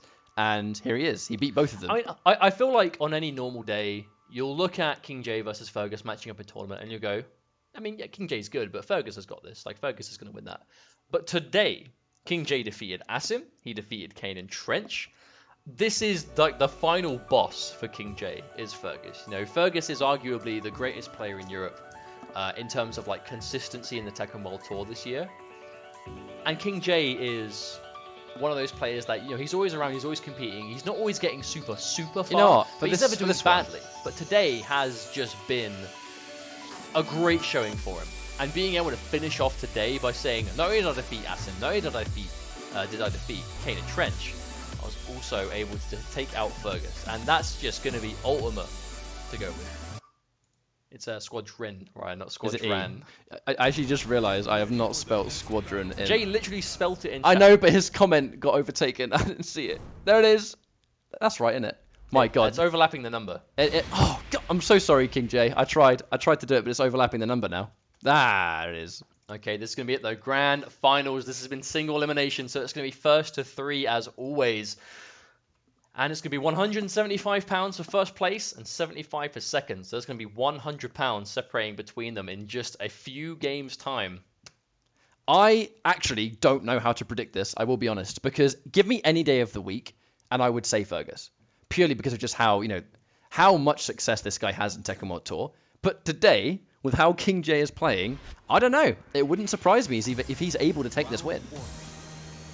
This is just... Okay, well, it's going to be that Geese. This is the character that King J has just been absolutely doing work with today, and it's going to be Asuka from Fergus, to not really a surprise of anyone. I feel like, if anything, this stream is a great opportunity for these guys to just play each other in a competitive setting again. I feel like it's just really keeping them nice and limber going into future tournaments. Fergus catches the back 3 launch, okay, shutting down those pokes. Geese definitely gets hurt without walls. Tries to go in for the 1+2, but King J doesn't bite. But no walls, as I was saying. Geese really needs those to really cash out. Oh, not enough damage. Spec left, but no, there's the quick low. Fergus taking the first game. At least Jay was able to build the bar in the process, though. I see UIU in the chat. I see you guys. No doubt cheering on your boy. UIU is Fergus' sponsor. Very, very, one of the absolute strongest teams. You'd have to say, within the 2 strongest teams in Tekken, Echo Fox and UIU, without a doubt. But obviously, Rox, we can't forget Rox as well. Definitely top 3 within the scene. I mean, it's just a very healthy scene in terms of sponsorship, right? And it goes to show how important it can be. Get these players out, support them, sponsor them. Let them have the opportunity to go to these events and do well, and you see the scenes they're from level up, the players themselves level up, and it's healthy for the whole scene overall. But King J going down 2 rounds now, so there's at least 1 bar to work with, so that's potential for some damage. But you said before, right? Geese damage really does take a bit of a hit without walls. I know the same thing can definitely be said for Asuka, but of course, we've seen King J, especially today, get so much mileage out of the walls. Seeing him have to play without them, obviously, we are seeing a bit of a difference here. It's where his comebacks have come from. It's where, not only that, it's the position you get, right? It's the aggression. It's their limited defensive options. And now the matchup's going to change because King J just built 2 bars of that max mode. Getting hit by those lows, mids, but it's safe. Block. Yep. Takes good damage. Very unsafe low. Oh, the tech. Watch out for that one. Oh. My word. 1+2. Oh, knowing he's going to press a button, the back 3 to chew up the attempted punish on 1+2. That was definitely, I know you're going to press this button. Oh, the jump clean over the low, manages to get the pickup as well on Fergus. That's going to scale a lot. He's going to go straight in for the rage out though. Yep. Not messing around. He's going to still have some bar to work with too if he needs it. He's going to have 1 bar of max, which should be able to win the round if he can get the situation off it. Fergus just fights back. I actually wonder if King J just expected himself to be out of range of that. But unfortunately, just getting tagged on the end, and Fergus going to be going up 1 game in this grand finals. Potentially only 2 left, unless King J could run it back. Now, I feel like we've seen before, obviously, the big thing today is it's been 3 out of 5 throughout. Just to remind everyone what it's been single elimination, first to 3, which has offered an interesting dynamic in terms of adaptation throughout the whole of this 8-man invitational. And I feel like King J especially has really benefited from being able to have that extra game, really work around it in some of what have been the most exciting sets today. Yeah, I definitely agree with you. I think going back into the character select and having random stage is going to help King J. He kind of needs to hope that he doesn't get infinite again. It feels like it hurts him a lot. It definitely feels like it hurts him. But Fergus taking the first game, he is one of the absolute picks to win. I would have said probably either my top 3 to win this probably would have been Assam, KaneAndTrench, or Fergus. So seeing Fergus, having one of the 3 in isn't bad. King J has had a crazy journey even being in here. He's doing the thing again. He's doing the thing again. The mind games that they leach into Twitch chat. They seep into the very fabric of the tournament in every way. But the important thing is to make sure that it does so in the gameplay, which we will see now as we move into our next game. Alright, so Fergus is going to be up 1 game. Single elim does mean there will be no bracket reset here. It's a straight up first to 3. Is it going to be enough? That's what I wonder. Well, it's like we've said, right? We've seen Jay do amazing things today with Geese and has had some truly clutch moments because it's not just been he's just playing Geese and he's doing well, right? He's had some specific, really hot plays out of it. Some really good reads, some amazing reactions. Just remember the parry on the tech trap. That KaneAndTrench. was so sick. Always remember that one. For those that just joined us, King J, the tech trap that Yoshi always goes for into the windmill. KaneAndTrench known for it. King J wakes up with parry, eats it up, does 70% wall damage, and oh my god, that was sick. I want to go back and watch it again. Okay, game 2. It's crucial for King J to be able to take this. You do not want to be down a 2-game deficit. Now, with all things considered, it always comes down into, you know, how much meter Geese is going to build. I feel like King J, to play Geese, you've got to be content losing those rounds, just to make sure you build up the necessary resources for the rest of it. But obviously, like, not giving the rounds away, but understand that, you know, playing rounds without bar, you are going to be limited somewhat. But Fergus taking that first round convincingly. King J a little bit late on the whiff punish. Now he's built that first bar. Does he save it or does he spend it? Not his choice to make right now. That's going to be a full combo from Fergus and the wall ender. Oh no, not quite. A little bit slow. And a punish. Punish with a full max mode combo. That's one of those rough kind of combo drops. Combo drop into getting comboed. Not the greatest situation to be in, but King J managing to even things out. Not quite in the lead, but Fergus managing to seize it back a little bit. Tries to sidestep. Oh, big crouch. Ducks, but not enough. Has to respect that back 3. Fergus really surgical with those launches. Speaking of which, catches another one. Doesn't have full damage because he's right near the wall. Oh, I think he tried to do something about that low, but he gets eaten by another one. Fergus just looking on form today, man. I mean, a big part of this one is just whenever you get those like point blank, I don't want to say scrambles, but when you are point blank and you're just looking for that single hit to build the space, I feel like Fergus is getting the better of those moments almost every time. But Jay going clean over that low there, getting a full launch. Okay. Oh, Extending the combo with Max. Look at that. Half life, just like that double Reppuken for the extra damage on the end. Parry! Full damage as well, but no Max, so he's not going to kill on it. We'll get close. Oh, but there's a big rage drive. Fergus getting some damage off it, but not enough. No! 1+2. That one hurts. Now, King J, if he gets launched, I mean, not even a launch anymore. The defensive Reppuken, it's not enough. Oh, and a slap! Giving them little feet. Yeah, just down to the feet. I'm just going to punch you in the toes and it will KO you. That's the strat. King J, though, crucial for him to take that life bar back. Fergus was on the verge of making an incredible comeback in that off the back of that rage drive, but wasn't meant to be, as King J is now running away with the start of this round also. Popping the max mode. Just too far away for the jabs. That's so unfortunate. Oh! I wonder if Jay was expecting himself to be out of range of that. We felt that one. Doesn't want to commit. Worried about the gap interruption. Doesn't whiff punish the back one too massively. Whiff punish? No, not again. He's showing so much respect. Does not want to eat a launch. Jay has rage. Like, he has to be so careful. Oh, the low. Oh, and the double low. Jay getting opened up twice. And that's actually going to put Fergus 2-0 in the lead. This is going to be a bit of a tough time for King J, as now he has no choice but to get 3 games in a row or it's going to be over.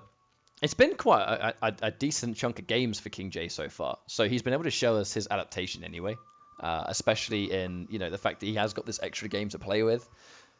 I feel like Fergus just always shows so much knowledge in matchups, though. That's the big thing. Obviously, Fergus, you know, you guys, you're here. I'm no doubt that everyone watching this stream probably watches Fergus's stream as well, right? So you know how much knowledge... I mean, Fergus hosted us, so most likely. Yeah, he did. He did drop us a host at the beginning, actually. And so did KingJ. They both gave us a host.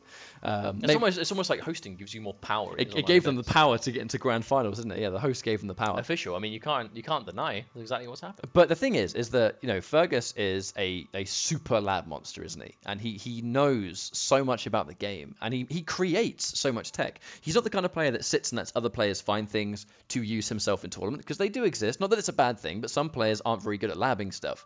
Fergus is like the polar opposite of that. So much of Asuka's current tech in Tekken 7, he was kind of theory crafting before he got his hands on it, put a lot of it into practice during the UK Championship last year, and from that point has just been continuing to grind and find stuff and use it in tournament.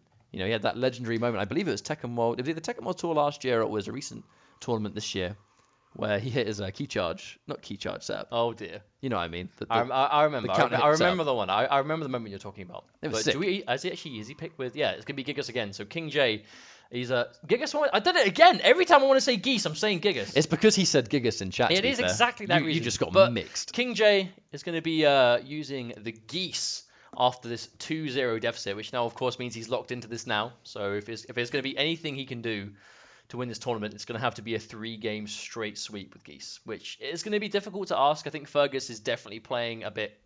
I don't want to say cleaner. I think he's just playing a little bit smarter. I feel like he's spending so much of the game with just the life lead that he's always in the driver's seat. I feel like a lot of the time, King J is just trying to get damage back in return. He's not really kind of taking the reins on this one. He's unable to take control. It's exactly what you're talking about. Fergus is, every button he presses is so surgical that King J is having to catch up to him all the time. Oh my god! BK maybe. Yeah, pressing buttons after the 1+2, paying the price. Whoa.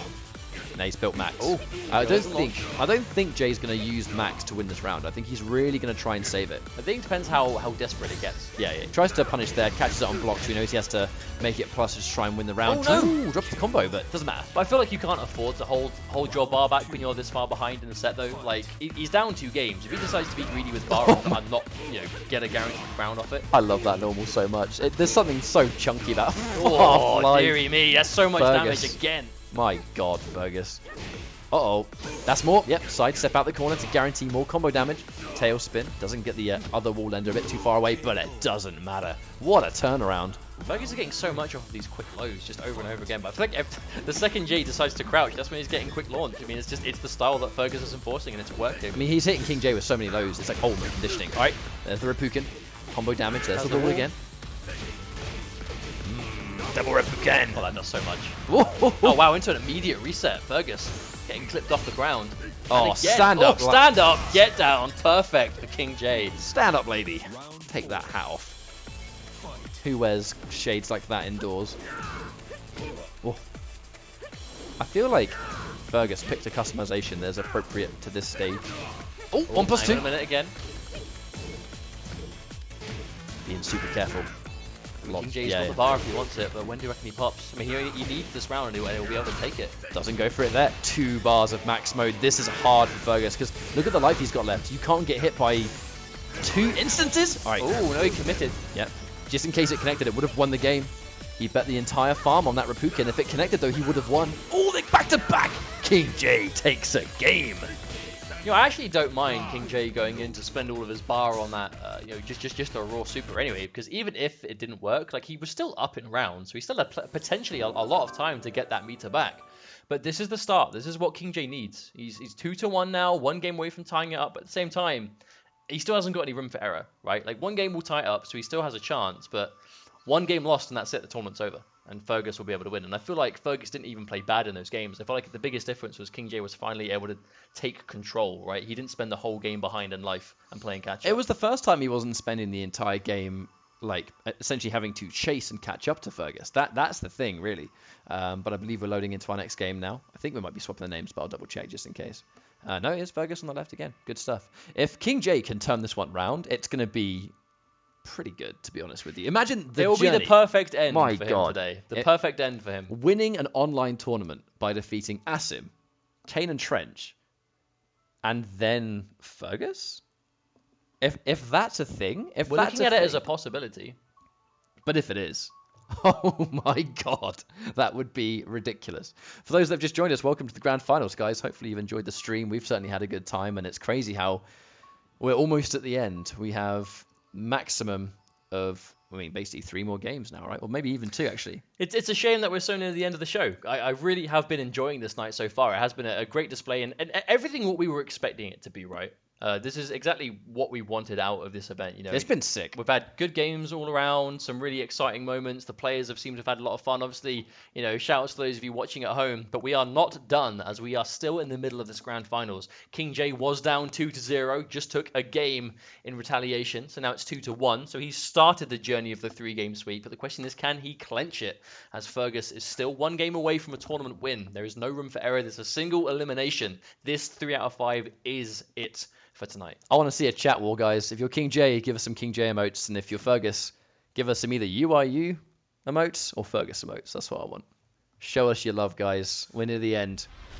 Maximum of 2 games left. Remember, this is single elimination, so this is 1 set and 1 set only. Oh, immediate duck. Oh, big launch. Yes, it. Eat that one. So much damage. Oh. Okay, into the wall as well.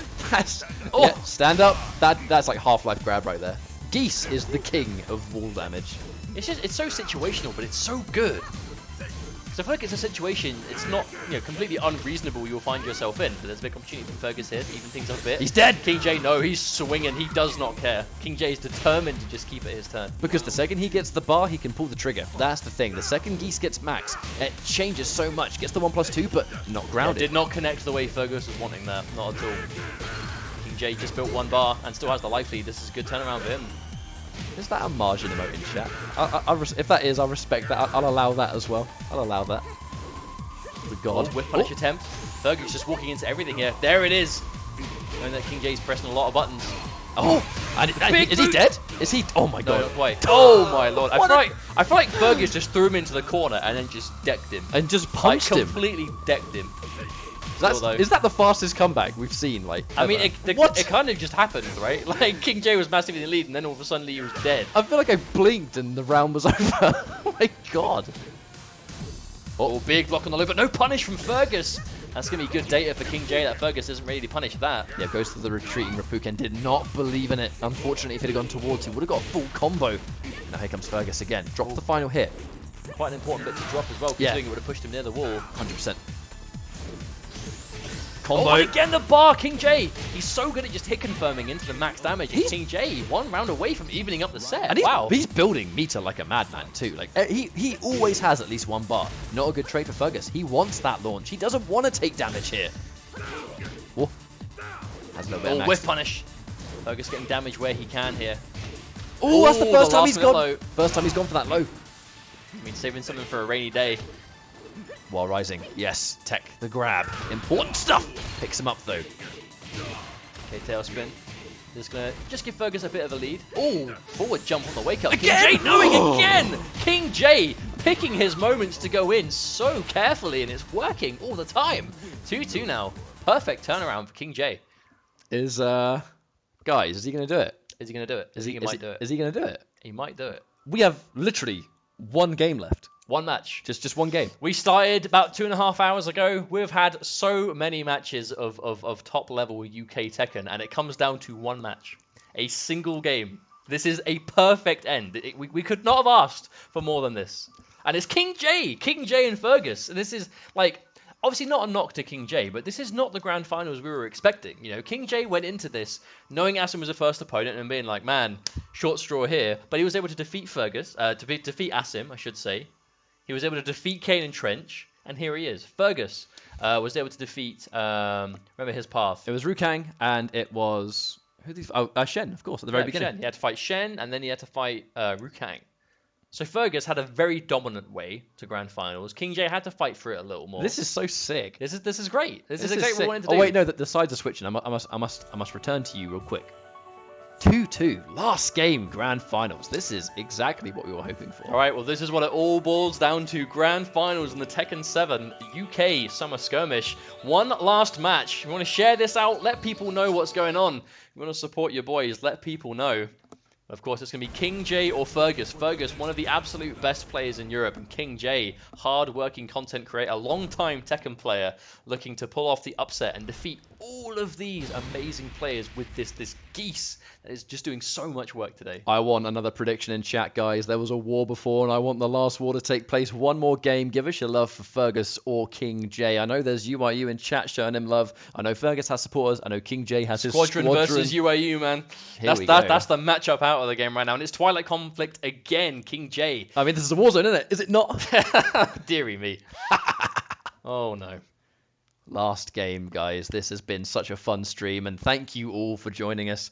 It has been so much fun to do a broadcast in this environment again. I have missed it so much. And these guys given us some ridiculous gameplay. Last game, and he's gone for the Irish colours. I love it.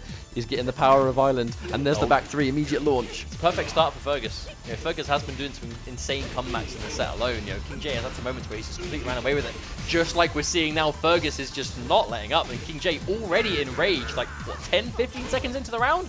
But Fergus not having none of it. Wow, that was devastation. Okay, here we go.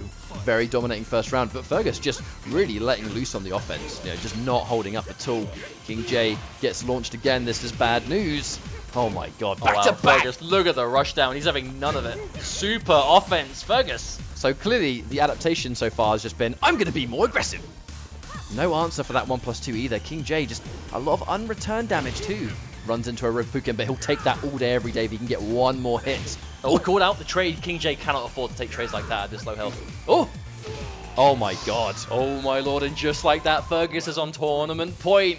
King J is in the process of making such a comeback, but might not matter as Fergus, 2 of the 3 rounds starting the same way. It's because he's trying to answer back with offense of his own, but by going in, he gave himself up on a silver plate, and I feel like this is going to be game over. No, drops the World Rising Punish. This is bad news for King J. It's tough because he's low, but not low enough to be in rage. So he doesn't quite have the comeback potential that he could possibly benefit from, but gets a grab.